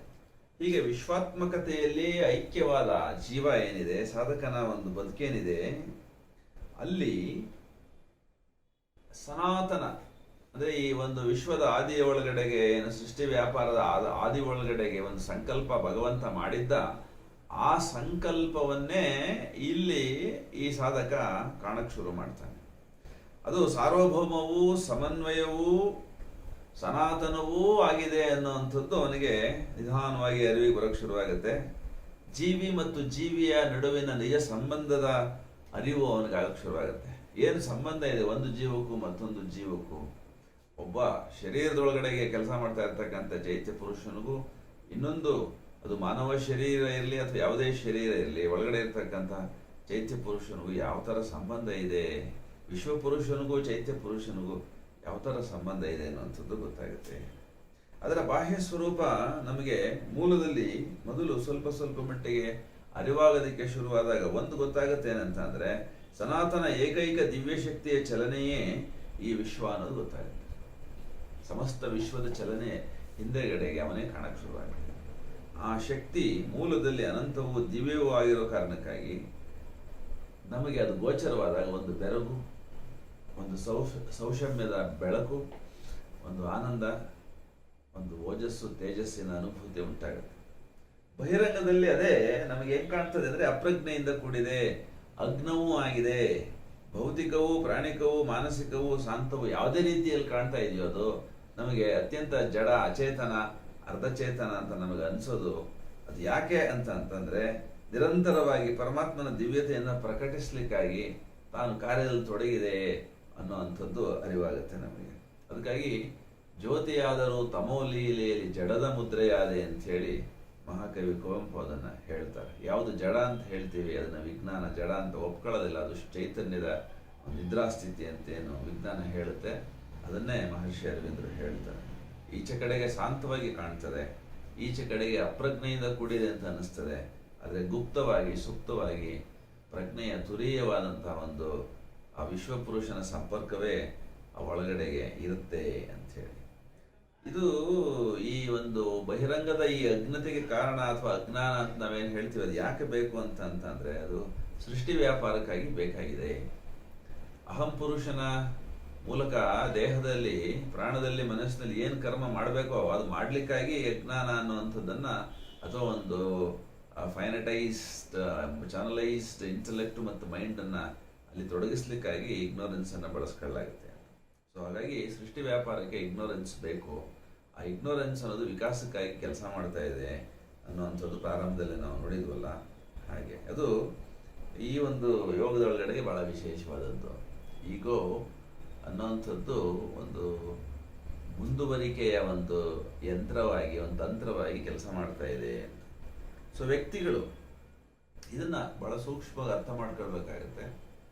ಆ ನಾನು ಅನ್ನುವಂಥದ್ದು, ನನ್ನದು ಅನ್ನುವಂಥದ್ದು ಟ್ರೆಡಿಷನಲ್ ಆಗಿ ಯೋಗದಲ್ಲಿ ನಾವು ಕಳ್ಕೊಳ್ಬೇಕು, ಅದನ್ನು ಹೋಗಲಾಡಿಸ್ಕೊಳ್ಬೇಕು ಅಂತೆಲ್ಲ ಮಾತಾಡ್ತೀವಲ್ಲ, ಇಲ್ಲಿ ಅದನ್ನು ಹೇಳೋದಿಲ್ಲ ಮಹರ್ಷಿ ಅರವಿಂದರು. ಅದು ಸಹಾಯಕವಾಗಿ ಹೇಗೆ ಬಳಸಬಹುದು ಅನ್ನೋದನ್ನಷ್ಟೇ ನಾವು ನೋಡಬೇಕಾಗುತ್ತೆ ಇಲ್ಲಿ. ಸೊ ಹೆಲ್ಪರ್ ಅಂತ ನಮ್ಮ ಸಾಧನೆಗೆ, ನಮ್ಮ ವಿಶ್ವಾತ್ಮಕತೆಗೆ ನಾವು ಮುಂದೆ ಹೋಗ್ಲಿಕ್ಕಾಗಿ ಅದನ್ನು ನಾವು ತೊಡಗಿಸ್ಬೇಕಾಗಿದೆ. ಸೊ ಆ ಕಾರಣಕ್ಕಾಗಿ ಇನ್ನು ಸ್ವಲ್ಪ ನಾವು ಅಹಂ ಪುರುಷನ ಬಗ್ಗೆ ತಿಳ್ಕೊಳ್ಳೋದಾದ್ರೆ, ಅದು ಕೊನೆಯವರೆಗೆ ನಮ್ಮೊಳಗಡೆಗೆ ಬಾಳಬಲ್ಲ ಒಂದು ಸತ್ಯವಲ್ಲ ಅನ್ನೋದು ಚೆನ್ನಾಗಿ ಅರ್ಥ ಮಾಡ್ಕೊಳ್ಬೇಕು. ಅಹಂ ಅನ್ನೋದು ತುದಿವರೆಗೆ, ಸಾಧನೆಯ ತುದಿವರೆಗೆ ನಮ್ಮ ಜೊತೆ ಇರೋದಿಲ್ಲ. ಅದು ಎಲ್ಲೋ ಮಧ್ಯದೊಳಗಡೆಗೆ ನಮಗೆ ವಿಶ್ವಾತ್ಮಕತೆ ಪ್ರಾಪ್ತಿಯಾದಾಗ ಅಟೆನ್ಯೂಯೇಟ್ ಆಗಿಬಿಡುತ್ತೆ. ಅದು ಕೆಲಸ ಮುಗಿದ ಮೇಲೆ ಅದು ಇಲ್ಲವಾಗುತ್ತೆ. ಅದು ಅಹಂ ನಮ್ಮ ಸಾರ ಸತ್ವವಲ್ಲ ಅಂತ ಹೇಳಿ ಮಹರ್ಷಿ ಅರವಿಂದ್ರ ಆ ಕಾರಣಕ್ಕಾಗಿ ಹೇಳ್ತಾರೆ. ಅದೇ ನಮ್ಮ ಬೇಸಿಕ್ ಎಸೆನ್ಸ್ ಅಲ್ಲ ಅದು ಅಂತ. ಅದು ವಿಕಾಸಕ್ಕೆ ನಮಗೆ ಕೊಡಲ್ಪಟ್ಟ ಒಂದು ತತ್ವ, ಅದು ಒಂದು ಪ್ರಿನ್ಸಿಪಲ್. ಅದು ವಿಕಾಸ ಸಾಧಿಸಿದ ಮೇಲೆ ಅದು ಅವಶ್ಯಕತೆ ನಮಗೆ ಇಲ್ಲದೇ ಇದ್ದಾಗ ಅದು ಸಂಪೂರ್ಣವಾಗಿ ಹಿನ್ನೆಲೆಗೆ ಸರಿದು ಹೋಗುತ್ತೆ. ಕೇವಲ ನಿಮ್ನ ಪ್ರಕೃತಿಯ ನಿರೂಪಣೆ ಮಾತ್ರ ಅದು ಅಂತ ಹೇಳ್ತಾರೆ. ಏನು ಅಪರ ಪ್ರಕೃತಿ ಅಥವಾ ನಿಮ್ನ ಪ್ರಕೃತಿ ಅಂತ ಏನು ಹೇಳ್ತೀವಿ, ಅದರಲ್ಲಿ ಅಹಂ ಅನ್ನುವಂಥದ್ದು ಕೆಲಸಕ್ಕಾಗಿದೆ. ಆದರೆ ಪರಾಪ್ರಕೃತಿಯ ಒಂದು ಹಂತದೊಳಗಡೆಗೆ ಅದಕ್ಕೆ ಯಾವ ಕೆಲಸವೂ ಇಲ್ಲ, ಅದರಿಂದ ಅದು ಅಲ್ಲಿ ಕಾಣಿಸ್ಕೊಳ್ಳೋದಿಲ್ಲ. ಅಹಂ ಮನದಲ್ಲಿ ವಿಚಾರಗಳ ಕೇಂದ್ರೀಕರಣದ ಮಾನಸಿಕ ಸ್ವರೂಪವಾಗಿದೆ ಅಂತ ಹೇಳ್ತಾರೆ. ಅಂದರೆ ನಾವೇನು ಮಾತಾಡ್ತೀವಿ, ಏನು ಆಲೋಚನೆ ಮಾಡ್ತೀವಿ, ಏನು ಚಿಂತನೆ ಮಾಡ್ತೀವಿ, ಏನು ಕರ್ಮದಲ್ಲಿ ತೊಡಗಲಿಕ್ಕೆ ಪೂರ್ವದಲ್ಲಿ ನಾವು ಒಂದು ಸಮಗ್ರವಾದಂಥ ಮನೋವ್ಯಾಪಾರದಲ್ಲಿ ನಾವು ತೊಡಗ್ತೀವಿ, ಅದರ ಹಿಂದೆಗಡೆಗೆ ಇದು ಕೆಲಸ ಮಾಡ್ತಾ ಇರುತ್ತೆ. ಬಹಳ ವಿಶೇಷವಾದಂಥ ಒಂದು ತತ್ವವಾಗಿ ಅಹಂ ನಮ್ಮೊಳಗಡೆ ಕೆಲಸ ಮಾಡ್ತಾ ಇರ್ತದೆ. ಅಹಂ ನಮ್ಮ ದೇಹದಲ್ಲಿ ಭೌತ ದ್ರವ್ಯದ ಅದರ ಕಾರ್ಯದ ಕೇಂದ್ರೀಕರಣದ ಸಪ್ರಜ್ಞ ಸ್ವೀಕೃತಿಯ ಭೌತ ಪ್ರಜ್ಞೆಯ ಸ್ವರೂಪ ಅಂತ ಏನು ಹೇಳ್ತಾರೆ. ಇದು ಬಹಳ ವಿಶೇಷವಾದ ಮಾತು, ಅರ್ಥವಾಗೋದು ಸ್ವಲ್ಪ ಮಟ್ಟಿಗೆ ಕಠಿಣ. ಅಂತಂದ್ರೆ ಈಗ ನಮ್ಮ ಶರೀರದೊಳಗಡೆ ಹೇಗೆ ಕೆಲಸ ಮಾಡ್ತಾ ಇದೆ ಅಂತ ಹೇಳಿ ಸಣ್ಣ ಉದಾಹರಣೆ ತಗೊಂಡು ನಾವು ನೋಡೋದಾದ್ರೆ, ಈ ಶರೀರದಲ್ಲಿ ಹೃದಯ ಕೆಲಸ ಮಾಡ್ತಾ ಇದೆ, ಹಾಗೆ ಲಿವರ್ ಕೆಲಸ ಮಾಡ್ತಾ ಇದೆ, ಹಾಗೆ ಕಿಡ್ನಿ ಕೆಲಸ ಮಾಡ್ತಾ ಇದೆ, ಮೆದುಳು ಕೆಲಸ ಮಾಡ್ತಾ ಇದೆ. ಪ್ರತಿಯೊಂದು ಅಂಗವು, ಪ್ರತಿಯೊಂದು ಅಂಗಾಂಶವು, ಪ್ರತಿಯೊಂದು ಜೀವಕೋಶವು ಕೆಲಸ ಮಾಡ್ತಾ ಇದೆ. ಒಂದರ ಕೆಲಸ ಇನ್ನೊಂದು ಮಾಡ್ಲಿಕ್ಕೆ ಸಾಧ್ಯವಿಲ್ಲ, ಮಾಡಲೂಬಾರದು ಅಂತ. ಹೃದಯದ ಕೆಲಸ ಕಿಡ್ನಿ ಮಾಡೋಕ್ಕಾಗಲ್ಲ, ಕಿಡ್ನಿ ಕೆಲಸ ಹೃದಯ ಮಾಡೋಕ್ಕಾಗಲ್ಲ. ಸೊ ಹೀಗೆ ಮಾಡೋದಾದ್ರೆ ಒಂದು ಸೀಮಿತ ಚೌಕಟ್ಟೊಳಗಡೆಗೆ ಅದು ಕೆಲಸ ಏನು ಅನ್ನೋದು ಮಾಡ್ಕೊಳ್ಬೇಕಾಗುತ್ತೆ. ಅಲ್ಲಿ ಈ ಅಹಂ ಎಷ್ಟು ಅನಿವಾರ್ಯ ಅಂತ. ಸೊ ನಾನು ಏನು ಮಾಡಬೇಕು ಅನ್ನೋಂಥದ್ದನ್ನು ಹೇಳೋದೇ ಇದು ಅಂತ. ಇದು ಕಾರ್ಯದ ಕೇಂದ್ರೀಕರಣದ ಸಪ್ರಜ್ಞ ಸ್ವೀಕೃತಿಯ ಭೌತ ಪ್ರಜ್ಞೆಯ ಸ್ವರೂಪ ಅಹಂ ಅಂತೇಳಿ ಹೇಳ್ತಾರೆ. ಎಷ್ಟು ಇಂಪಾರ್ಟೆಂಟ್ ಆಗಿದೆ, ಎಷ್ಟು ಎಸೆನ್ಸ್ ಅದರಲ್ಲಿ ಇದೆ ಅಹಂ ಅನ್ನೋಂಥ, ಅಹಂ ಪುರುಷ ಅನ್ನೋ ಪದದೊಳಗಡೆ ಅನ್ನೋದು ಇದರಿಂದ ಗೊತ್ತಾಗುತ್ತೆ ನಮಗೆ. ಸೊ ಇದನ್ನು ನಾವು ಒಂದು ಅಸ್ತಿತ್ವದ ಕಾರ್ಯಯೋಜನೆಯ ಭಾಗವಾಗಿ ನಾವು ತಗೊಂಡಾಗ ಅದು ಎಸೆನ್ಷಿಯಲ್. ಅಪರಾ ಪ್ರಕೃತಿ ಒಳಗಡೆಗೆ ಎಲ್ಲ ಕರ್ಮಗಳ ಹಿಂದೆಗಡೆಗೆ ಇದು ಕೆಲಸ ಮಾಡಲೇಬೇಕು ಅನ್ನೋವಂಥದ್ದು ಅನಿವಾರ್ಯವಾಗಿದೆ. ಆದರೆ ಪರಾಪ್ರಕೃತಿಗೆ ಬಂದಾಗ ಈ ಒಂದು ಸಂಪೂರ್ಣ ಮೆಕ್ಯಾನಿಸಮು ಅಥವಾ ಒಂದು ಈ ದೇಹ ಅಥವಾ ಈ ಅಸ್ತಿತ್ವ ಒಳಗಡೆ ಇರ್ತಕ್ಕಂಥ ಪ್ರತಿಯೊಂದು ಭಾಗವು ಸಂಪೂರ್ಣವಾಗಿ ಚೈತ್ಯೀಕರಣವಾಗಿ, ಸ್ಪಿರಿಚುವಲೈಸ್ ಆಗಿ, ಸೂಪರ್ಮೆಂಟಲೈಸ್ ಆದಾಗ ಅದು ಬೇರೆಯೇ ಆಗುತ್ತೆ. ಅದು ಏನಾಗುತ್ತೆ ಅಂತಂದರೆ ಮಹಾಸಂಕಲ್ಪವೊಂದರ ಭಾಗವಾಗಿ ಕೆಲಸ ಮಾಡೋಕ್ಕೆ ಶುರುವಾಗುತ್ತೆ. ಸೊ ಅದು ಬಹಳ ವಿಶೇಷ. ಇದು ಎಲ್ಲ ಕರ್ಮದ ಹಿಂದೆಗಡೆಗೆ, ಎಲ್ಲರ ಕರ್ಮದ ಹಿಂದೆಗಡೆಗೆ, ಎಲ್ಲ ಪ್ರಕೃತಿ ವ್ಯಾಪಾರದ ಹಿಂದೆಗಡೆಗೆ ಮಹಾಸಂಕಲ್ಪವೊಂದು ಇದೆ ಅನ್ನೋದು ನಮಗೆ ಗೊತ್ತಾಗುತ್ತೆ. ವಿಶ್ವಾತ್ಮಕವಾದ ಶಕ್ತಿ ನಮ್ಮ ದೇಹ, ನಮ್ಮ ಮನ, ನಮ್ಮ ಅಹಂಭಾವಗಳ ಮೂಲಕ ತಾನೇ ಸಂಕಲ್ಪಿಸಿ ಕರ್ಮದಲ್ಲಿ ತೊಡಗಿದೆ ಅನ್ನುವಂಥದ್ದು ನಮಗೆ ವೇದ್ಯವಾದಾಗ ಅಬ್ಬಾ ಏನು ಅದ್ಭುತ ಅನ್ನಿಸ್ತದೆ. ಸೊ ಹಾಗಾಗಿ ಉದಾಹರಣೆ ನಾನು ಹೇಳೋದಾದರೆ, ಮಳೆ ಬರ್ತಾ ಇದೆ ಅಂತ ಅನ್ನೋದಾದರೆ ಈ ಜಾಗದಲ್ಲಿ ಆ ಮಳೆಗೆ ಕಾರಣವಾದಂತಹ ಮೋಡಗಳಿಗೆ ಕಾರಣವಾದಂತಹ ಸೂರ್ಯನ ಶಾಖ, ಆ ಒಂದು ಸೂರ್ಯನ ಶಾಖ ಸಮುದ್ರದ ಮೇಲೆ ಬಿದ್ದು ಸಮುದ್ರದ ನೀರನ್ನು ಆವಿಯಾಗಿಸಿದ್ದು, ಇಷ್ಟೆಲ್ಲ ಸಂಗತಿಗಳಿದಾವೆ. ಒಂದು ಭಾಗದಲ್ಲಿ ಮಳೆ ಬರಲಿಕ್ಕೆ ಅದರ ಹಿನ್ನೆಲೆಯಲ್ಲಿ ಇಷ್ಟು ಕಾರ್ಯ ನಡೆದಿರಬೇಕಾಗುತ್ತೆ. ಎಷ್ಟು ದೂರದಲ್ಲಿ ಸೂರ್ಯನಿದ್ದು ಈ ಒಂದು ಸಮುದ್ರದ ನೀರನ್ನು ಎತ್ತಿ ಮೋಡವಾಗಿಸಿ ಅದನ್ನು ಗಾಳಿಯಿಂದ ಅದನ್ನು ಮತ್ತೊಂದು ಕಡೆಗೆ ತಲುಪಿಸಿ ಅಲ್ಲಿ ಸಾಂದ್ರೀಕರಿಸಿ ತಂಪು ಮಾಡಿ ಅದನ್ನು ಮಳೆಯನ್ನಾಗಿ ಮಾಡಬೇಕು ಅಂತಂದರೆ ಪ್ರಕೃತಿಯಲ್ಲಿ ಏನೆಲ್ಲ ಕರ್ಮಗಳು ನಡೀತಾ ಇದ್ದಾವೆ. ಅದರಿಂದ ಕಡೆಗೆ ಒಂದು ಮಹಾ ಮನಸ್ಸು, ಒಂದು ಮಹಾ ಸಂಕಲ್ಪ ಇಲ್ಲದೆ ಆ ಕರ್ಮ ನಡೆಯಲಿಕ್ಕೆ ಸಾಧ್ಯವೇ? ಸಣ್ಣ ಒಂದು ಉದಾಹರಣೆಯಲ್ಲಿ ನಾವು ಅದನ್ನು ನೋಡಿದಾಗ ಮಹಾ ಸಂಕಲ್ಪ ಒಂದು, ಮಹಾ ಮನಸ್ಸು ಒಂದು, ಋತ ಅಂತೇಳಿ ನಾವು ಪ್ರಾರಂಭದಲ್ಲಿ ಏನು ಹೇಳ್ಕೊಂಡ್ವಿ, ಅದು ಇದ್ದೇ ಇದೆ ಅನ್ನೋದು ನಮ್ಗೆ ಗೊತ್ತಾಗುತ್ತೆ. ಸೊ ಮನುಕುಲದ ವಿಕಾಸ ಅಂತ ಅಂದರೆ ಇದೇನೆ ಮನಸ್ಸಿನ ವಿಕಾಸ. ಮನಯೇವ ಮನುಷ್ಯಾಣಂ ಕಾರಣಂ ಬಂಧ ಮೋಕ್ಷಯೋ ಅಂತೇಳಿ ಏನು ನಮ್ಮ ಒಂದು ಪಂಚದಶಿ ಗ್ರಂಥದೊಳಗಡೆ ವಿದ್ಯಾರಣ್ಯ ಮುನಿಗಳು ಹೇಳ್ತಾರೆ. ಅದು ವಿಕಾಸವಾಗ್ತಾ ಆಗ್ತಾ ಆಗ್ತಾ ಆಗ್ತಾ ಮನುಕುಲದ ವಿಕಾಸ ಅನ್ನುವಂಥದ್ದನ್ನು ನಾವು ಏನು ಸಂಬೋಧಿಸ್ತೀವಿ, ವಿಕಾಸ ಕ್ರಮದಲ್ಲಿ ಹಳೆದೆಲ್ಲ ಹೋಗುತ್ತಾ ಹೊಸದೆಲ್ಲ ಬರೋ ಕಾಲ ಒಂದು ಬಂದಿದೆಯಾ ಅಂತ ಅಂದರೆ ಹೌದು ಅಂತ ಹೇಳಿ ಮಹರ್ಷಿ ಅರವಿಂದರು ಹೇಳ್ತಾರೆ. ಮುಂದೆ ಮಾನವನ ಒಂದು ರೂಪದೊಳಗಡೆಗೆ ದೇವಮಾನವರು ಬರುವಂಥವ್ರು ಇದ್ದಾರೆ ಅನ್ನೋದಾದರೆ ಹಳೆಯದರ ಜಾಗದಲ್ಲಿ ಹೊಸದೊಂದರ ಆಗಮನ ನಿರೀಕ್ಷಿಸಬಹುದು ಅಂತ ಹೇಳಿ ಮಹರ್ಷಿ ಅರವಿಂದರು ಊಹಿಸ್ತಾರೆ. ಯಾವುದೇ ಒಂದು ಊಹೆಗೆ ಅವರದೇ ಆದಂಥ ಒಂದು ಸ್ವಾನುಭವ ಸಿದ್ಧವಾದಂತಹ ದರ್ಶನ ಇರಬೇಕಾಗತ್ತೆ. ಅದೇ ಮಹರ್ಷಿ ಅರವಿಂದರ ಆ ದರ್ಶನ, ಅತಿಮಾನಸದ ಅವತರಣದ ದರ್ಶನ ಅಂತ ಹೇಳಿ ನಾವು ಭಾವಿಸ್ಬೋದು. ಆ ಒಂದು ಸಿದ್ಧಿಗೆ ಅಥವಾ ಒಂದು ದರ್ಶನಕ್ಕೆ ಅವರು ಮಾಡಿದ ಸಾಧನೆ ಏನು ಅಂತಂದರೆ, ನರಮಂಡಲದಲ್ಲಿ ಆಸೆ ಅನ್ನುವಂಥದ್ದು ಸಂಪೂರ್ಣವಾಗಿ ಇಲ್ಲವಾಗಬೇಕು. ಪಾಪ ಪುಣ್ಯಗಳ ಲೋಪ ಅಥವಾ ಲೇಪ ಆವಾಗ ಇಲ್ಲದಂಗಾಗತ್ತೆ. ಆಗ ಈ ನರಮಂಡಲವೇ ಸಂಪೂರ್ಣವಾಗಿ ಒಂದು ವಿಶೇಷವಾದಂತಹ ಚಿನ್ಮಯದ ಪ್ರವಾಹಕ್ಕೆ ಅಣಿಯಾಗುತ್ತೆ. ಇದು ನರಮಂಡಲದಲ್ಲಿ ಆಸೆ ಮತ್ತು ಬಂಧನಗಳನ್ನು ಕಳಚಿಕೊಂಡ ರಜೋಗುಣದ ಪ್ರಾಣಿಕ ಆವೇಗವನ್ನು ನಾವು ಈ ಒಂದು ಸಂದರ್ಭದೊಳಗಡೆಗೆ ಇಲ್ಲವಾಗಿಸಬೇಕಾಗುತ್ತೆ. ಏನು ಆಸೆ ಅಂತ ಅಂದರೆ ಅದು ನಮ್ಮನ್ನು ಬಂಧಿಸ್ತದೆ. ಯಾಕೆ ಬಂಧಿಸ್ತದೆ ಅಂತಂದರೆ ರಜೋಗುಣದ ಪ್ರಾಣಿಕ ಆವೇಗ ಅದಾದ್ರಿಂದ ನರಮಂಡಲದಲ್ಲಿ ಒಂದು ಪ್ರಾಣದ ಸಂಚಲನೆ ಉಂಟಾಗ್ತಾ ಇದೆ, ಒಂದು ಆವೇಗ ಉಂಟಾಗ್ತಾ ಇದೆ, ಒಂದು ಫ್ಲೋ ಏರ್ಪಡ್ತಾ ಇದೆ ಅಂತ ಅಂದರೆ ಅದು ಆಸೆ ಅಂತ ಅನ್ನಿಸ್ಕೊಳ್ಳುತ್ತೆ. ಈ ಅಳಿಬೇಕು ಇದು ಅಂತ ಅಂದರೆ ಈ ಆಸೆ ಸಂಪೂರ್ಣವಾಗಿ ಇಲ್ಲವಾದಾಗ ನರಮಂಡಲದ ಒಂದು ಪ್ರಶಾಂತಿ ನಿಲ್ಲಿಸಿದಾಗ ಆ ಪ್ರಶಾಂತಿಯ ಕಾರಣಕ್ಕಾಗಿ ನರಮಂಡಲದಲ್ಲಿ ಒಂದು ಚಿನ್ಮಯ ಚೇತನದ ಧಾರೆ ಹರಿಯೋದಕ್ಕೆ ಸಾಧ್ಯವಾಗುತ್ತೆ. ಈ ಒಂದು ಸಾಧನೆ ಒಳಗಡೆಗೆ ಪೂರ್ಣಯೋಗ ಸಾಧನೆ ಒಳಗಿರುವಂಥವನು ಅಂಥದ್ದೊಂದು ಪ್ರಶಾಂತಿಯನ್ನು ನರಮಂಡಲದಲ್ಲಿ ಸಾಧಿಸಬೇಕು ಅಂತ ಅಂದರೆ ಅವನು ಮುಮುಕ್ಷವಾಗಿರ್ಬೇಕಾಗುತ್ತೆ. ಸಾಂಪ್ರದಾಯಿಕ ಅರ್ಥದಲ್ಲಿ ರೂಢಿಗತ ಮನಸ್ತರಗಳಲ್ಲಿ ಅವನು ಬಂದಿ ಆಗದೇ ಇರಬೇಕಾಗುತ್ತೆ. ನಮ್ಮ ಮನಸ್ಸಿನೊಳಗಡೆ ಏನೋ ಒಂದು ಸಂಕಲ್ಪ ಮಾಡ್ತೀವಿ, ಏನೋ ಒಂದು ಆಸೆ ಪಡ್ತೀವಿ, ಡಿಸೈರ್ಸ್ ಅಂತ ಏನು ಹೇಳ್ತೀವಿ, ಆ ಜಾಗದಲ್ಲಿ ಆಸ್ಪಿರೇಷನ್ ಬರಬೇಕಾಗುತ್ತೆ, ಅಭೀಪ್ಸೆ ಬರಬೇಕಾಗುತ್ತೆ. ಸದ್ಗುಣಗಳು ಕೂಡ ಅವನಿಗೆ ಬಂಧನಗಳಾಗಿ ಇರ್ತದೆ. ಮುಮುಕ್ಷುಗೆ ಸದ್ಗುಣಗಳು ಕೂಡ ಬಂಧನಗಳಾಗದಾದ್ರೆ ಅವುಗಳನ್ನು ಕೂಡ ನಾವು ಅಭೀಪ್ಸೆಯ ಹಂತದೊಳಗಡೆಗೆ ವಿಸರ್ಜನೆ ಮಾಡಬೇಕಾಗುತ್ತೆ ಅಥವಾ ರೂಪಾಂತರಣ ಮಾಡಬೇಕಾಗುತ್ತೆ. ಆಸೆಯ ಜಾಗದಲ್ಲಿ ಅಭೀಪ್ಸೆ ಬರಬೇಕಾಗುತ್ತೆ. ಅವಾಗ ನರಮಂಡಲದಲ್ಲಿ ಸಂಪೂರ್ಣವಾದ ಪ್ರಶಾಂತಿ ನಿಲ್ಲಿಸ್ತದೆ. ಆವಾಗ ಚಿನ್ಮಯದ ಧಾರೆ ಒಂದು ಒಳಗಡೆಗೆ ಇಳಿಯಲಿಕ್ಕೆ ಶುರುವಾಗುತ್ತೆ. ಸೊ ಅಲ್ಲಿಂದಾಚೆಗೆ ಮನುಷ್ಯತ್ವ ಮನೋವ್ಯಾಪಾರಗಳಿಗಿಂತ ಮಿಗಿಲಾದ ಒಂದು ಒಂದು ವಿದ್ಯಮಾನವಾಗಿ ನಮಗೆ ಕಾಣ್ತದೆ. ಒಬ್ಬ ಮನುಷ್ಯ ಅಂತ ಅಂದರೆ ಮನಸ್ಸಿನ ವ್ಯಾಪಾರಗಳಷ್ಟೇ ಅಂತ ಹೇಳಿ ಭಾವಿಸುವಂತಿಲ್ಲ. ಅದು ಇನ್ನು ಸ್ವಲ್ಪ ಮುಂದುವರೆದ ಚೇತನವಾಗಿ ಮುಂದುವರೆದ ಕಾರ್ಯದ ಒಂದು ಕೇಂದ್ರವಾಗಿ ನಮಗೆ ಮನುಷ್ಯತ್ವ ಕಾಣಿಸ್ಕೊಳ್ಳೋಕೆ ಶುರುವಾಗುತ್ತೆ. ಸೊ ಮಾನವನಿಗಿಂತ ಆತ್ಮ ಮಿಗಿಲಾಗಿರೋದ್ರಿಂದಾಗಿ ಮನುಷ್ಯತ್ವ ಮೀರಿದ ನಂತರದಲ್ಲಿ ಮನುಷ್ಯತ್ವದ ವಿಸ್ತರಣೆಯಾಗಿ ಆತ್ಮದ ತತ್ವ ಒಂದು ಕೆಲಸ ಮಾಡ್ತಾ ಇದೆ. ಅದು ಮಿಗಿಲಾಗಿದೆ. ನಮ್ಮೆಲ್ಲ ಅಸ್ತಿತ್ವದ ಉಪಕರಣದ ಹಿಂದೆಗಡೆ ಕೆಲಸ ಮಾಡ್ತಾ ಇದೆ. ಅದು ಅತ್ಯಂತ ಉನ್ನತವಾದ ತತ್ವ, ಆತ್ಮತತ್ವ ಅನ್ನೋಂಥದ್ದು. ಅದರ ಒಂದು ಎಸೆನ್ಸು ಅಥವಾ ಅದರ ಒಂದು ವ್ಯಾಪ್ತಿಗೆ ನಾವು ಬಂದ್ಬಿಟ್ಟಾಗ ಏನಾಗುತ್ತೆ, ಪರಮ ಸತ್ಯದ ಒಂದು ಅನುಭೂತಿ ಉಂಟಾಗುತ್ತೆ. ಅದರ ಒಂದು ರಿಸಲ್ಟ್ ಆಗಿ ಫಲವಾಗಿ ಪ್ರೇಮ ಅನ್ನುವಂಥದ್ದು ನಮ್ಮೆಲ್ಲ ಕರ್ಮಗಳ ಹಿಂದೆಗಡೆಗೆ ಆತ್ಮ ಅನ್ನುವಂಥದ್ದು ಕಾರ್ಯಾಚರಣೆ ಮಾಡ್ತಾ ಇದೆ ಅನ್ನುವಂಥದ್ದು ನಮಗೆ ನೇರವಾಗಿ ಅನುಸಂಧಾನ ಮಾಡ್ತಕ್ಕಂಥ ಸಾಧ್ಯತೆ ಬಂದಾಗ ಆತ್ಮದ ಭಾವ ಸಹಜವಾಗಿ ನಮ್ಮೆಲ್ಲ ಕರ್ಮಗಳಲ್ಲಿ ನಮ್ಮೆಲ್ಲ ಚಲನೆಗಳಲ್ಲಿ ಉಂಟಾಗುತ್ತೆ. ಅಂದರೆ ಪ್ರಾಣದ ಕರ್ಮ ಹೋಗಿ ಜ್ಞಾನದ ಕರ್ಮ ಹೋಗಿ ಪ್ರೇಮದ ಕರ್ಮವಾಗಿ ಆ ಒಂದು ಸಾಧಕನ ಎಲ್ಲ ಚಲನೆಗಳು ಕಾಣಿಸೋದಕ್ಕೆ ಶುರುವಾಗುತ್ತೆ. ಎಲ್ಲ ಕರ್ಮಗಳು ಪ್ರೇಮದ ಕರ್ಮಗಳಾಗಿ ರೂಪಾಂತರವಾಗ್ತವೆ. ಅವನು ಏನೇ ಆಗಿರಲಿ, ಅವನು ಮುನಿಯಾಗಿರಲಿ, ಯೋಧನಾಗಿರಲಿ, ಅವನು ಭೋಕ್ತೃವಾಗಿರಲಿ, ಕರ್ಮಯೋಗಿ ಆಗಿರಲಿ, ಸೇವಕನಾಗಿರಲಿ, ಅಥವಾ ಎಲ್ಲದರ ಮಿಶ್ರಣವಾಗಿರಲಿ, ಪ್ರೇಮವೇ ಅಲ್ಲಿ ಪಿತಾಮಹನಾಗಿ ಅವನ ಎಲ್ಲ ಚಲನೆಗಳ ಹಿಂದೆಗಡೆ ಇರುವಂಥದ್ದು ಸಾಧ್ಯವಾಗುತ್ತೆ.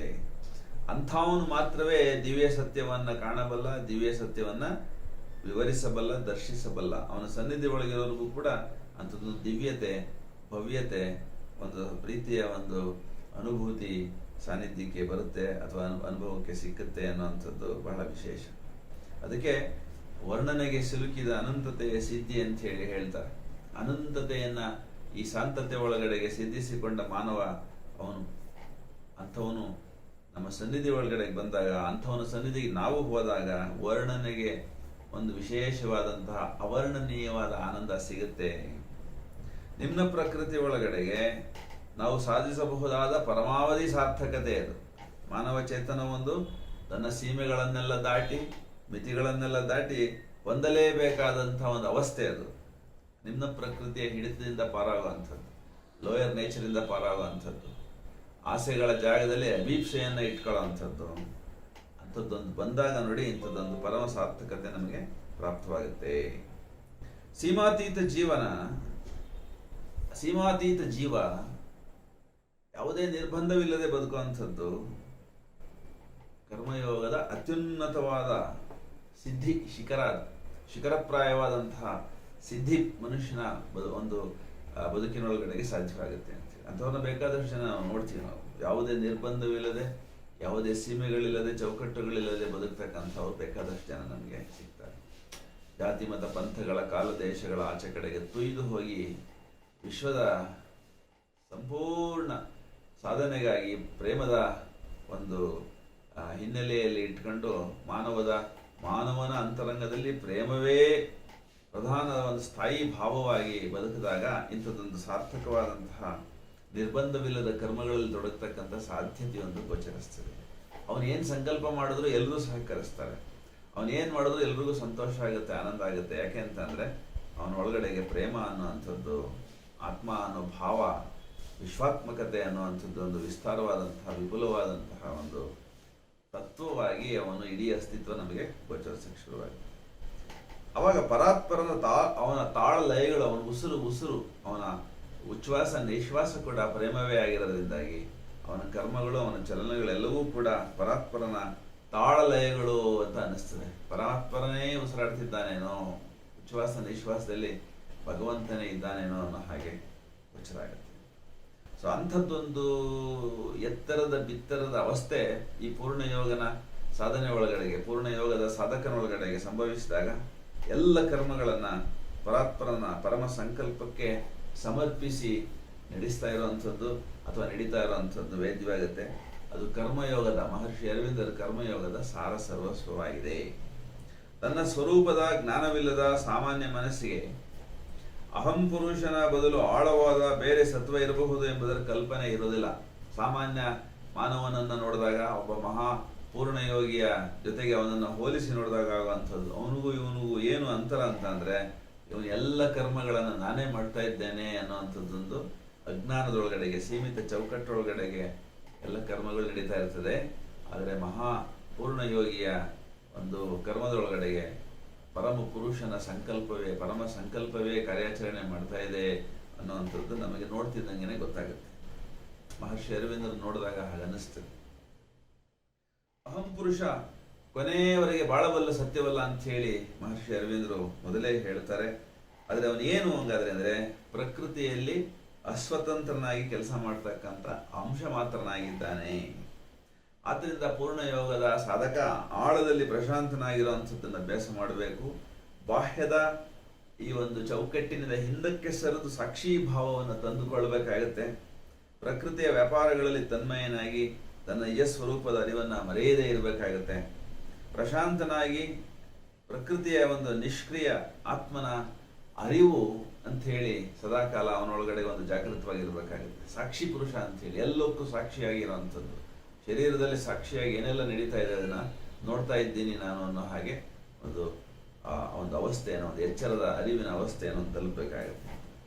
ಅಂಥ ಸಂದರ್ಭದೊಳಗಡೆಗೆ ಭವಿಷ್ಯದ ಮತ್ತು ಪೂರ್ವದ ಜ್ಞಾನ, ಸರ್ವಜ್ಞತೆ ಅಂತ ಹೇಳ್ಬೇಕಾದ್ರೆ ನಾವು ಹೇಳ್ಬೋದು. ಈ ಸೃಷ್ಟಿ ವ್ಯಾಪಾರದ ಹಿನ್ನೆಲೆ ಏನು, ಮುನ್ನೆಲೆ ಏನು ಅನ್ನೋಂಥದ್ದು ಗೋಚರವಾಗುತ್ತೆ. ಅದು ಪರಮ ಸಂಕಲ್ಪದ ಒಂದು ಅನುಭೂತಿ ಅಂತ ನಾವು ತಿಳ್ಕೊಳ್ಬೋದು. ಏನು ನಡೀತಾ ಇದೆ ಈ ಜಗತ್ತಿನೊಳಗಡೆಗೆ, ಯಾಕೆ ನಡೀತಾ ಇದೆ ಅನ್ನೋದು ವೇದ್ಯವಾಗುತ್ತೆ. ಸಂಕಲ್ಪವು ಸೂರ್ಯನಿಂದ ಪ್ರಕಾಶವು ಹೊರಬರುವಂತೆ ಪ್ರತಿ ಕ್ಷಣ ಹೊರಗೆ ಬರಕ್ಕೆ ಶುರುವಾಗುತ್ತೆ. ಸೂರ್ಯನಿಂದ ಹೇಗೆ ಬೆಳಕು ಮತ್ತು ಶಾಖ ನಿರಂತರವಾಗಿ ಈಚೆ ಕಡೆಗೆ ಚಿಮ್ತಾ ಇದ್ದಾವೋ, ಹಾಗೆ ಈ ಅಸ್ತಿತ್ವದೊಳಗಡೆಗೆ ಒಂದು ಗಿಡದಲ್ಲಿ ಒಂದು ಹೂವು ಹೇಗೆ ಈಚೆ ಕಡೆಗೆ ಬರುತ್ತೋ, ಹಣ್ಣೊಳಗಡೆಗೆ ಹೇಗೆ ಒಂದು ಬಣ್ಣ ಈಚೆ ಕಡೆಗೆ, ವಾಸನೆ ಈಚೆ ಕಡೆಗೆ ಬರುತ್ತೋ, ಹಾಗೆ ಈ ಅಸ್ತಿತ್ವದೊಳಗಡೆಗೆ ಏನು ನಡೀಬೇಕು ಅನ್ನುವಂಥದ್ದು ಸಂಕಲ್ಪ ಈಚೆ ಕಡೆಗೆ ಬರೋಕ್ಕೆ ಶುರುವಾಗುತ್ತೆ. ಸಹಜವಾಗಿ ಅಸ್ತಿತ್ವದ ಎಲ್ಲ ಕಡೆಯಿಂದ ಆ ಒಂದು ವಿಶ್ವಪುರುಷನ ಸಂಕಲ್ಪವೇ ಮೈತಾಳಿ ರೂಪ ಪಡಿತಾ ಹೋಗುತ್ತೆ. ಅಲ್ಲಿ ನೀವೇನು ನೋಡಿದ್ರು ಆನಂದ ಆಗೋದು ಅದೇ ಕಾರಣಕ್ಕಾಗಿ. ಒಂದು ಗಿಡ ನೋಡಿದ್ರೆ, ಒಂದು ಸೂರ್ಯೋದಯ, ಒಂದು ಚಂದ್ರೋದಯ ನೋಡಿದ್ರೆ ನಮ್ಗೆ ಆನಂದ ಆಗುತ್ತೆ. ಯಾಕೆ ಅಂತಂದ್ರೆ ಅದು ವಿಶ್ವಪುರುಷನ ಸಂಕಲ್ಪವಾಗಿದೆ. ಅಲ್ಲಿ ದೇವನ ಶಾಂತಿ, ದೇವನ ಜ್ಯೋತಿ ಶಕ್ತಿಗಳು ಸಹಜವಾಗಿ ಅಂತರ್ಯಾಮಿಯಾಗಿ ಎಲ್ಲ ಕಡೆ ವ್ಯಾಪಿಸ್ತಾ ಇರುವಂಥದ್ದೊಂದು ನಮಗೆ ಗೋಚರವಾಗುತ್ತೆ. ಅದಕ್ಕಾಗಿ ಉಚ್ಚ ಅತ್ಯಂತ ಎತ್ತರದ ತಾದಾತ್ಮ ಜ್ಞಾನ ನಮಗೆ ಬೇಕಾಗತ್ತೆ. ಸಂಕಲ್ಪದ ರೂಪದಲ್ಲಿ ಅದು ಪ್ರಕಟವಾಗ್ಬೋದು ಎಷ್ಟೋ ಸಾರಿ. ಕೆಲವು ಮನುಷ್ಯರಲ್ಲಿ ಮಾತ್ರವೇ ಅಂಥದ್ದೊಂದು ಸಂಕಲ್ಪ, ಅಂಥದ್ದೊಂದು ಉಚ್ಚತರವಾದಂತಹ ಭವ್ಯವೂ ದಿವ್ಯವೂ ಆಗಿರ್ತಕ್ಕಂಥ ಸಂಕಲ್ಪ ಅವನೊಳಗಡೆ ಸಾಧ್ಯವಾದಾಗ ಅವನಿಂದ ಮಾತ್ರವೇ ಅಂಥದ್ದೊಂದು ದಿವ್ಯವೂ ಭವ್ಯವೂ ಆದಂಥ ಕರ್ಮ ಕೆಲಸ ಮಾಡೋದಕ್ಕೆ ಶುರುವಾಗುತ್ತೆ. ಆ ವಿಶ್ವಪುರುಷನ ಯಂತ್ರವಾಗಿ ಆ ಶರೀರದೊಳಗಡೆಗೆ ಅದು ಸಂಭವಿಸ್ತದೆ ಅಂತ ಹೇಳಿ. ಇದು ಒಳಗಡೆ ಇರ್ತಕ್ಕಂಥ ಎಲ್ಲವೂ ಸಾಕ್ಷಿ ಪುರುಷನ ಆ ಒಂದು ಅವಸ್ಥೆಯಲ್ಲಿ ಬಂದು ಮುಟ್ಟಿದಾಗ ಸಹಜವಾಗಿ ಸಂಭವಿಸ್ತದೆ. ಅದು ಮನುಷ್ಯನಿಂದ ಈಚೆ ಕಡೆಗೆ ಬರ್ತಾ ಹೋಗುತ್ತೆ, ದೈವಿಕತೆ ಪ್ರಕಟವಾಗ್ತಾ ಹೋಗುತ್ತೆ. ಅದು ಪ್ರಕೃತಿ ವ್ಯಾಪಾರವೇನೋ ಅನ್ನೋಷ್ಟು ಸಹಜವಾಗಿ ಬಿಡ್ತದೆ. ಅದು ಸ್ವರೂಪದ ಜ್ಞಾನದ ಅರಿವನ್ನ ಮರೀದೇ ಇರೋವಂಥವನ್ನ ಒಳಗಡೆಗೆ ನಾನು ಯಾರು ಅನ್ನೋವಂಥದ್ದು, ನಾನು ಯಾಕೆ ಅನ್ನೋವಂಥದ್ದು, ಏನಕ್ಕಾಗಿ ಇದು ನಡೀತಾ ಇದೆ ಅನ್ನೋವಂಥದ್ದು, ಅದು ನನ್ನದು ಅನ್ನೋದು ಏನಿಲ್ಲ, ಎಲ್ಲವೂ ಅವನದೇ ಅನ್ನೋವಂಥದ್ದೊಂದು ಸಂಕಲ್ಪ ಸಂಪೂರ್ಣವಾಗಿ ಸಮರ್ಪಿತವಾದಂಥ ಕಾರಣಕ್ಕಾಗಿ ಸಹಜವಾಗಿ ಅತ್ಯಂತ ಅರಿವಿನಿಂದ ನಡೆಯೋದಕ್ಕೆ ಕಾರಣ ಆಗುತ್ತದೆ. ಅಲ್ಲಿ ನಿಜ ಪುರುಷ, ವಿಶ್ವಪುರುಷ ಅಂತ ನಾವೇನು ಹೇಳ್ತೀವಿ, ಈ ಅಹಂ ಪುರುಷನ ಹಿಂದೆಗಡೆಗೆ ಅಥವಾ ಅವನ ಜಾಗದೊಳಗಡೆಗೆ ಅವನು ಪ್ರಕಟವಾಗ್ತಾನೆ. ಅಹಂ ಪುರುಷನ ಜಾಗದಲ್ಲಿ ಆ ಒಂದು ವಿಶ್ವಪುರುಷನೇ ದೈವ ಅಂತ ನಾವೇನು ಹೇಳ್ತೀವಿ, ಒಳಗಡೆ ಇರ್ತಕ್ಕಂಥವನು ಅವನೇ ಕಾರ್ಯಾಚರಣೆ ಪ್ರಾರಂಭ ಮಾಡ್ತಾನೆ. ತನ್ನೆಲ್ಲ ಅಧಿಕಾರವನ್ನ ಅಹಂ ಪುರುಷನಿಗೆ ಬಿಟ್ಕೊಟ್ಟಿರ್ತಾನಲ್ಲ, ಅವನೇನೆ ಅಹಂ ಪುರುಷನ ಜಾಗದಲ್ಲಿ ಕರ್ಮಾಚರಣೆಗೆ ಪ್ರಾರಂಭ ಮಾಡ್ಕೊತಾನೆ. ಸೊ ಪ್ರಕಟಿತ ಆಂತರಿಕ ಪುರುಷನ ಒಪ್ಪಿಗೆ ನಿರಾಕರಣೆ, ಅದನ್ನ ಹನುಮಂತ ಅನ್ನೋ ಒಂದು ಶಬ್ದ ಹಾಕ್ತಾರೆ. ಅಂದ್ರೆ ಏನ್ ನಡೀತಾ ಇದೆ ಇದರೊಳಗಡೆಗೆ ಅದು ಸರಿಯೋ ತಪ್ಪೋ ಅನ್ನೋ ಅಂಥದ್ದನ್ನ ನೋಡಿ ನಿಷ್ಕರ್ಷೆ ಮಾಡಿ ಅಧಿಕಾರ ಕೊಡೋ ಅಂಥದ್ದು, ಒಪ್ಪಿಗೆ ಕೊಡೋ ಅಂಥದ್ದು ಅದನ್ನ ಅವನು ಮಾಡ್ತಾನೆ. ಯಾರು ಅಹಂ ಪುರುಷನ ಜಾಗದಲ್ಲಿ ನಿಜ ಪುರುಷನೇ ಮಾಡಕ್ ಶುರು ಮಾಡ್ತಾನೆ, ಆಂತರಿಕ ನಿಜ ಪುರುಷ. ಅಲ್ಲಿವರೆಗೂ ಅವನು ಹನುಮಂತ ಆಗಿರ್ತಾನೆ. ಅವನು ಅಂದ್ರೆ ಪ್ರತಿಯೊಂದಕ್ಕೂ ಅಹಂ ಪುರುಷನಿಗೆ ಒಪ್ಪಿಗೆ ಕೊಡ್ತಿರ್ತಾನೆ, ಇದನ್ ಮಾಡು, ಇದನ್ ಮಾಡು, ಇದನ್ ಮಾಡು, ಇದನ್ ಮಾಡಬೇಡ, ಇದನ್ ಮಾಡಬೇಡ ಅಂತ ಹೇಳಿ. ಆದ್ರೆ ನೇರವಾಗಿ ಅವನೇ ಕಾರ್ಯಾಚರಣೆಗೆ ಅವನು ಇಳಿದಾಗ ಅಹಂ ಪುರುಷನ ಜಾಗದೊಳಗಡೆಗೆ ಬೇರೆ ಒಂದು ನಿರ್ಧಾರಕವಾದಂತಹ ಸಾಧಕನ ಒಂದು ಅವಸ್ಥೆ ರೂಪ ಪಡಿತಾ ಹೋಗುತ್ತೆ. ಆ ವ್ಯಕ್ತಿ ಸಾಮಾನ್ಯ ವ್ಯಕ್ತಿ ಅಂತ ನಮಗೆ ಅನಿಸೋದಿಲ್ಲ, ದೈವಿಕವಾದಂತಹ ಒಂದು ಕಾರ್ಯಕ್ಕಾಗಿ ಬಂದಿರತಕ್ಕಂಥ ಅವತಾರ ಅಂತ ನಮಗೆ ಅನ್ಸೋಕೆ ಶುರುವಾಗುತ್ತೆ. ಯಾಕೆಂತಂದ್ರೆ ಸಾಕ್ಷಿ ಪುರುಷನ ಜಾಗದಲ್ಲಿ, ಅಹಂ ಪುರುಷನ ಜಾಗದಲ್ಲಿ ನಿಜ ಪುರುಷನೇ ಕಾರ್ಯಾಚರಣೆ ಶುರು ಮಾಡ್ತಾನಲ್ಲ, ಆ ಕಾರಣಕ್ಕಾಗಿ. ಸೊ ಆಂತರಿಕ ಆಧ್ಯಾತ್ಮಿಕ ಸಾಮ್ರಾಜ್ಯ ಅವನೊಳಗಡೆಗೆ ಸ್ಥಾಪಿತ ಆದಾಗ ಇಂಥದ್ದೊಂದು ಸಂಭವ ಇರ್ತದೆ. ಯಾರ ಅಂತರಂಗದೊಳಗಡೆಗೆ ಆಧ್ಯಾತ್ಮವೇ ಸಂಪೂರ್ಣವಾಗಿ ಒಂದು ಕಾರ್ಯಾಚರಣೆ ಶುರು ಮಾಡ್ತದೋ ಅಲ್ಲಿ ಪ್ರಕೃತಿ ಶಕ್ತಿಗಳ ಪ್ರಭು ಆಗಿ ಅವನು ರೂಪಾಂತರ ಹೊಂದ ಅವನೆಲ್ಲವನ್ನು ನಿಯಂತ್ರಿಸ್ತಾನೆ. ಅಂದರೆ ಬಾಹ್ಯ ಪ್ರಕೃತಿಯನ್ನು ನಿಯಂತ್ರಿಸಿ ಆಂತರಿಕ ಆಧ್ಯಾತ್ಮದ ಒಂದು ಸಾಮ್ರಾಜ್ಯಕ್ಕೆ ಅನುಗುಣವಾಗಿ ಕರ್ಮದ ವಿಸ್ತರಣೆಯನ್ನು, ಕರ್ಮದ ಚಲನೆಯನ್ನು ಉಂಟು ಮಾಡ್ತಾ ಹೋಗ್ತಾನೆ. ಅವನ ಸುತ್ತ ಪರಾಮಾತೆಯ ಶಕ್ತಿ ಸರ್ವದಾ ಇರೋದ್ರಿಂದಾಗಿ ಅವನ ಸಂಕಲ್ಪವೆಲ್ಲವೂ ಫಲ ಕೊಡೋದಕ್ಕೆ ಶುರು ಮಾಡ್ತದೆ. ಅವನ ಇಚ್ಛೆಯೆಲ್ಲವೂ ನಡೆಯೋಕ್ಕೆ ಕಾರಣ ಆಗುತ್ತೆ. ಯಾಕೆಂದ್ರೆ ಪರಾಮಾತೆ ಸರ್ವಕ್ಕೂ ಆಕೆಗೆ ಸ್ವತಂತ್ರ ಕೊಟ್ಟು ತಥಾಸ್ತು ಅಂತ ಹೇಳ್ತಿರ್ತಾಳೆ, ತನ್ನ ಶಕ್ತಿಯನ್ನು ಒದಗಿಸ್ತಾ ಇರ್ತಾಳೆ. ಆ ಕಾರಣಕ್ಕಾಗಿ ಪ್ರಕೃತಿಯ ರೀತಿ ನೀತಿಗಳ ಅರಿವು ಬಹಳ ಮುಖ್ಯವಾಗಿ ಅಲ್ಲಿ ನಾವು ಇಟ್ಕೊಳ್ಬೇಕಾಗುತ್ತದೆ. ಪರಾಮಾತೆ ನಮ್ಮೊಂದಿಗೆ ಸಂಪೂರ್ಣವಾಗಿ ಒಂದು ಶಕ್ತಿಯನ್ನು ಕೊಡ್ತಾ ಇದ್ದಾಳೆ ಅಂತ ಹೇಳಿದ್ರೆ ಹೇಗಂದ್ರೆ ಹಾಗೆ ವಿನಿಯೋಗಿಸೋದಕ್ಕೆ ಇಲ್ಲ, ನಿಬಂಧನೆ ಇರ್ತದೆ. ಅದೇನಂತ ಅಂತಂದ್ರೆ ಪ್ರಕೃತಿಯ ನಿಯಮಗಳನ್ನು ಅದು ಪರಮೇಶ್ವರನ ಇಚ್ಛೆ ಅಂತ ಹೇಳಿ ಭಾವಿಸಿ ನಾವು ಮನ್ನಿಸಿ ಗೌರವಿಸಬೇಕಾಗತ್ತೆ. ಪರಾಶಕ್ತಿ ಇದೆ, ಸರ್ವದ ನನ್ನ ಕೈ ಸಾರಿದೆ ಅಂತ ಹೇಳೋದನ್ನ ಹೇಗೋ ವಿನಿಮಯ ಮಾಡೋದಕ್ಕೆ ಅವಕಾಶ ಇರೋದಿಲ್ಲ. ಯಾಕೆಂತಂದ್ರೆ ಅಹಂ ಸಂಪೂರ್ಣವಾಗಿ ಹಿನ್ನೆಲೆಗೆ ಸರಿದು ಹೋಗಿರ್ತದಲ್ಲಿ. ಸೊ ಉಚ್ಚ ತಾದಾತ್ಮ ಜ್ಞಾನ ಬರುವುದರ ಪೂರ್ವದಲ್ಲಿ ಪರಮ ಸಂಕಲ್ಪ ದೇವ ಪ್ರೇರಿತ ಕಾರ್ಯಗಳ ರೂಪದಲ್ಲಿ ಪ್ರಕಟವಾಗುತ್ತೆ. ಅಂದ್ರೆ ಆ ತಾದಾತ್ಮ ಜ್ಞಾನ ತತ್ ಪ್ಲಸ್ ಆತ್ಮ, ಆತ್ಮವೇ ನೇರವಾಗಿ ಕಾರ್ಯಾಚರಣೆ ಮಾಡ್ತಾ ಇರುವಾಗ ಪರಮ ಸಂಕಲ್ಪವೇ ಈಡೇರ್ತಾ ಇರ್ತದೆ. ಬಿಟ್ರೆ ಅಹಂ ಪುರುಷನ ಸಂಕಲ್ಪಗಳೇನು ಇರೋದಿಲ್ಲ. ಕಾರಣಕ್ಕಾಗಿ ಪ್ರಕಟವಾಗುವುದೆಲ್ಲವೂ ದಿವ್ಯವಾದಂತಹ ಸಂಕಲ್ಪದಿಂದನೇ ಪ್ರದೀಪ್ತವಾದ ಗ್ರಹಿಕೆಯ ಜ್ಞಾನ ರೂಪದಲ್ಲಿಯೇ ಎಲ್ಲವೂ ನಮಗೆ ಕಾಣೋದಕ್ಕೆ ಶುರುವಾಗುತ್ತೆ. ಅದು ನಮ್ಮ ಸತ್ವದ ಯಾವ ಭಾಗದಲ್ಲಿ ಬೇಕಾದರೂ ಮೈದೋರಬಹುದು. ಅದು ಸೌಂದರ್ಯವಾಗಬಹುದು, ಅದು ಆನಂದವಾಗಬಹುದು, ಅದು ಚಿಚ್ಚಕ್ತಿ ಆಗಬಹುದು, ಭೌತಿಕವಾಗಿ, ಮಾನಸಿಕವಾಗಿ, ಪ್ರಾಣಿಕವಾಗಿ ಯಾವ ಥರ ರೂಪದಲ್ಲಿ ಬೇಕಾದರೂ ಮ್ಯಾನಿಫೆಸ್ಟ್ ಆಗ್ಬೋದು, ಪ್ರಕಟವಾಗ್ಬೋದು ಅಂಥೇಳಿ. ಸೊ ಅಂಥದ್ದೊಂದು ಮುಕ್ತ ಅವಸ್ಥೆಯ ಒಂದು ಇರುವಿಕೆ, ಅರಿಯುವಿಕೆ ಬಂದಾಗ ಏನಾಗುತ್ತೆ ಅನ್ನೋದನ್ನು ಒಂದಷ್ಟು ಪಾಯಿಂಟ್ಗಳಲ್ಲಿ ನಾವು ಹೇಳ್ತಾ ಹೋಗ್ಬೋದು. ಸತ್ಯದ ವೈಯಕ್ತೀಕೃತ ಪರ್ಸನಲೈಸ್ಡ್ ಪ್ರಾಕೃತಿಕ ಪ್ರಕಟಣೆಗಳಾಗಿರ್ತದೆ. ಒಬ್ಬ ನಿರ್ದಿಷ್ಟವಾದ ಮಾನವ ಚೇತನದೊಳಗಡೆಗೆ ನಿರ್ದಿಷ್ಟವಾದ ತತ್ವಗಳನ್ನು ಪ್ರಕಟಿಸಲಿಕ್ಕಾಗಿ ಆ ಒಂದು ದೇಹವನ್ನು, ಅಸ್ತಿತ್ವವನ್ನು ಆ ಪರಾಶಕ್ತಿ ಬಳಸ್ಕೊಳ್ಳುತ್ತೆ. ಇಲ್ಲಿ ನಿಮ್ನ ಪ್ರಕೃತಿಯ ಅಜ್ಞಾನ ಇರೋದಿಲ್ಲ, ವಿಕೃತಿಯೂ ಇರೋದಿಲ್ಲ. ಪ್ರಕಟವಾಗುವುದೆಲ್ಲವೂ ಪರಾಪ್ರಕೃತಿಯೇ ಆಗಿರ್ತದೆ, ಪರಾಪ್ರಕೃತಿಗೆ ಸಂಬಂಧಪಟ್ಟದ್ದೇ ಆಗಿರ್ತದೆ ಅಂತೇಳಿ ಮಹರ್ಷಿ ಅರವಿಂದರ ಈ ಒಂದು ದರ್ಶನವನ್ನು ಕುವೆಂಪು ರಾಮಾಯಣ ದರ್ಶನದಲ್ಲಿ ಒಂದು ಕಡೆ ಎರಡು ಕಡೆ ತರ್ತಾರೆ. ಅಲ್ಲಿ ಮಹಾಪಾರ್ಶ್ವ ಅನ್ನುವಂಥ ಒಬ್ಬ ಮಹಾಸಾಧಕ, ಶಕ್ತಿ ಪೂಜಕ ದೇಹಾವಸಾನವಾದಾಗ ಯುದ್ಧ ಭೂಮಿಯಲ್ಲಿ ಒಬ್ಬ ಮಹಾಪಾರ್ಶ್ವನ ಮಾತುಗಳಲ್ಲೇ ಮಹಾಕವಿ ಹೇಳಿಸ್ತಾರೆ. ಅವನು ಅಮರತ್ವದ ಭರಣ ತೋರಣದ ಆಚೆಗಿನ ದರ್ಶನ ಅವನಿಗಾಗುತ್ತೆ. ಕೆಣಕಿ ರಾಮನ ಒಂದು ದರ್ಶನವನ್ನು ಪಡೆದು ನಾನು ಉದ್ಧಾರವಾದೆ ಅಂಥೇಳಿ ಅಲ್ಲಿ ಕುವೆಂಪು ಅವರು ಹೇಳ್ತಾರೆ. ಆ ಒಂದು ಶರೀರವನ್ನು ಹುಡುಕಿ ತನ್ನಿ ಅಂಥೇಳಿ ರಾವಣ ಕಳಿಸಿದಾಗ ಆ ಜಾಗದಲ್ಲಿ ಆ ಒಂದು ಮಹಾಪಾರ್ಶ್ವನ ಶರೀರಕ್ಕೆ ಬದಲಾಗಿ ಒಂದು ಭೂಲೋಕದಲ್ಲಿ ಇವರೆಗೂ ಬೆಸಲಾಗದೇ ಇರುವಂಥ ದಿವ್ಯ ಕುಸುಮಗಳ ರಾಶಿ ಇರ್ತದೆ. ಅದೊಂದು ಪ್ರತಿಮೆಯಾಗಿ ಕುವೆಂಪು ಅವರು ಬಳಸ್ಕೊಳ್ತಾರೆ. ಅಂತಂದರೆ ದೇಹ ಸಂಪೂರ್ಣವಾಗಿ, ಪ್ರಾಣ ಮತ್ತು ಮನ ಎಲ್ಲ ಸಂಪೂರ್ಣವಾಗಿ, ಇಡೀ ಅಸ್ತಿತ್ವವೇ ದೈವೀಕರಣವಾದಂತಹ ಒಂದು ಅವಸ್ಥೆಗೆ ಸಂಕೇತವಾಗಿ ಕುವೆಂಪು ಅವರು ದಿವ್ಯ ಕುಸುಮಗಳ ಒಂದು ರಾಶಿ ಅಂತೇಳಿ ಹೇಳ್ತಾರೆ. ಅಂದರೆ ಈ ಶರೀರ ಆವಾಗ ದಿವ್ಯವಾದಂತಹ ಕಾರ್ಯಕ್ಕೆ ಆ ದೈವೀ ಶಕ್ತಿಗಳ ಒಂದು ಆಡುಂಬಲವಾಗಿ ರೂಪಾಂತರ ಹೊಂದಿರ್ತದೆ ಅಂಥೇಳಿ. ಸೊ ಪ್ರಭು ಸರ್ವಜ್ಞನೂ ವಿಶ್ವಾತ್ಮಕನೂ ಆಗಿ, ಅತೀತನೂ ಆಗಿ ವಿಶ್ವಮಾತೆಯ ಚಲನೆಗಳನ್ನು ಉಂಟು ಮಾಡಲಿಕ್ಕಾಗಿ ಸಾಧಕನನ್ನು ತಾನು ಬಳಸ್ಕೊಳ್ತಾ ಹೋಗ್ತಾನೆ. ಪ್ರಭುವು ತನ್ನ ಸನಾತನ ಪ್ರಜ್ಞೆಯನ್ನು ನಿಮ್ನ ಪ್ರಕೃತಿಯ ಶಕ್ತಿಯಲ್ಲಿ ಬಚ್ಚಿಟ್ಟಿದ್ದಾನೆ ಅನ್ನೋದು ಅದರಿಂದ ಗೊತ್ತಾಗುತ್ತೆ. ಅಂದರೆ ಪ್ರತಿಯೊಂದರಲ್ಲೂ ಪರಾಶಕ್ತಿ ಸುಪ್ತವಾಗಿ, ಗುಪ್ತವಾಗಿ, ಅಗೋಚರವಾಗಿ ಇದ್ದೇ ಇದೆ ಅಂಥೇಳಿ. ಅದು ಬಹಳ ವಿಶೇಷ. ಹಿರಿದಾದ ಜ್ಞಾನವೊಂದು ಅಜ್ಞಾನದ ಮುಚ್ಚಳ ಒಡೆದಾಗ ನಿಮ್ನ ಪ್ರಕೃತಿಯ ಹಿಡಿತದಿಂದ ಪಾರಾಗುವುದು ಸಾಧ್ಯ ಆಗುತ್ತೆ. ನಿಮ್ನ ಪ್ರಕೃತಿ ಅಂದರೆ ಇದೇನೆ, ದೇಹ, ಪ್ರಾಣ, ಮನ ಇವುಗಳನ್ನು ಸಂಪೂರ್ಣವಾಗಿ ನಾವು ಆಶ್ರಯಿಸಿ ನಮ್ಮ ಕರ್ಮಗಳನ್ನು ಮಾಡಿದಾಗ ಪ್ರಕೃತಿ ಹಿಡಿತದಲ್ಲಿದೆಯೋ ನಾವು ಅಂಥೇಳಿ. ದೇಹದ, ಮನಸ್ಸಿನ, ಪ್ರಾಣದ ಒಂದು ಹಿಡಿತದೊಳಗಡೆ, ಚೌಕಟ್ಟೊಳಗಡೆ ಅಷ್ಟೇ ಕೆಲಸ ಮಾಡ್ತಾ ಇದ್ದೀವಿ ಅಂದರೆ ಪ್ರಾಣಿಯಾಗೋ ಅಥವಾ ಮಾನವನಾಗೋ ಇರ್ತೀವಿ ನಾವು. ಆದರೆ ಪರಾಮಾತೆಯ ಪರಾಶಕ್ತಿಯ ಅಡುಂಬಲವಾದಾಗ, ಪರಾಮಾತೆಗೆ ಒಂದು ನಾವು ಉಪಕರಣವಾದಾಗ ಆಗುವಂಥದ್ದಂದರೆ ಏನು? ಶ್ರದ್ಧೆ, ಸಮರ್ಪಣೆ, ಅಭಿಪ್ಸೆ, ಇವುಗಳ ಅಭ್ಯಾಸವೇ ಮುಖ್ಯವಾಗುತ್ತೆ. ಅವುಗಳ ಮೂಲಕವೇ ಇಡೀ ನಮ್ಮ ಶರೀರ, ಇಡೀ ನಮ್ಮ ಅಸ್ತಿತ್ವ ಪರಾಮಾತೆಯ ಒಂದು ಅದ್ಭುತ ಉಪಕರಣವಾಗಿ ರೂಪಾಂತರಣವನ್ನು ಹೊಂದುತ್ತೆ. ಈ ಟ್ರಾನ್ಸ್ಫಾರ್ಮೇಷನ್ನು ಆದಾಗ ನಮ್ಮೊಳಗಡೆಗೆ ಏನಾಗುತ್ತೆ ಅಂತ ಅಂದರೆ ಅಂತಿಮ ಅಮೃತತ್ವದ ಸ್ವಾದದ ಸುದೆಯ ಮಾಧುರ್ಯ, ನಿತ್ಯಾನಂದದ ಸೋಮರಸವನ್ನು ಪಾನ ಮಾಡಿದ ಅನುಭವ ಉಂಟಾಗುತ್ತೆ. ಪರಮಾವಧಿ ಶಾಂತಿ, ಪ್ರಶಾಂತಿ ನೆಲೆಸಿದ ಒಂದು ಚೇತನವಾಗಿ ನಾವು ರೂಪಾಂತರಣವನ್ನು ಹೊಂದುತ್ತೀವಿ ನಾವು ಅಂತ.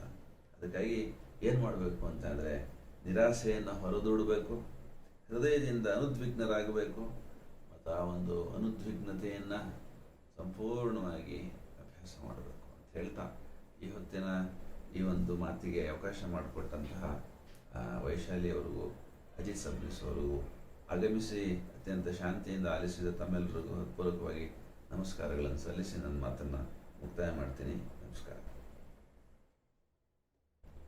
ಏನಾದರೂ ಪ್ರಶ್ನೆ ಯಾರಿಗೆ ಕೇಳ್ಬೇಕಾ? ಕೇಳ್ಬೋದು. ನೀವೇ ಏನಾದರೂ ಹೇಳೋದಾದ್ರೆ ಹೇಳ್ಬೋದು.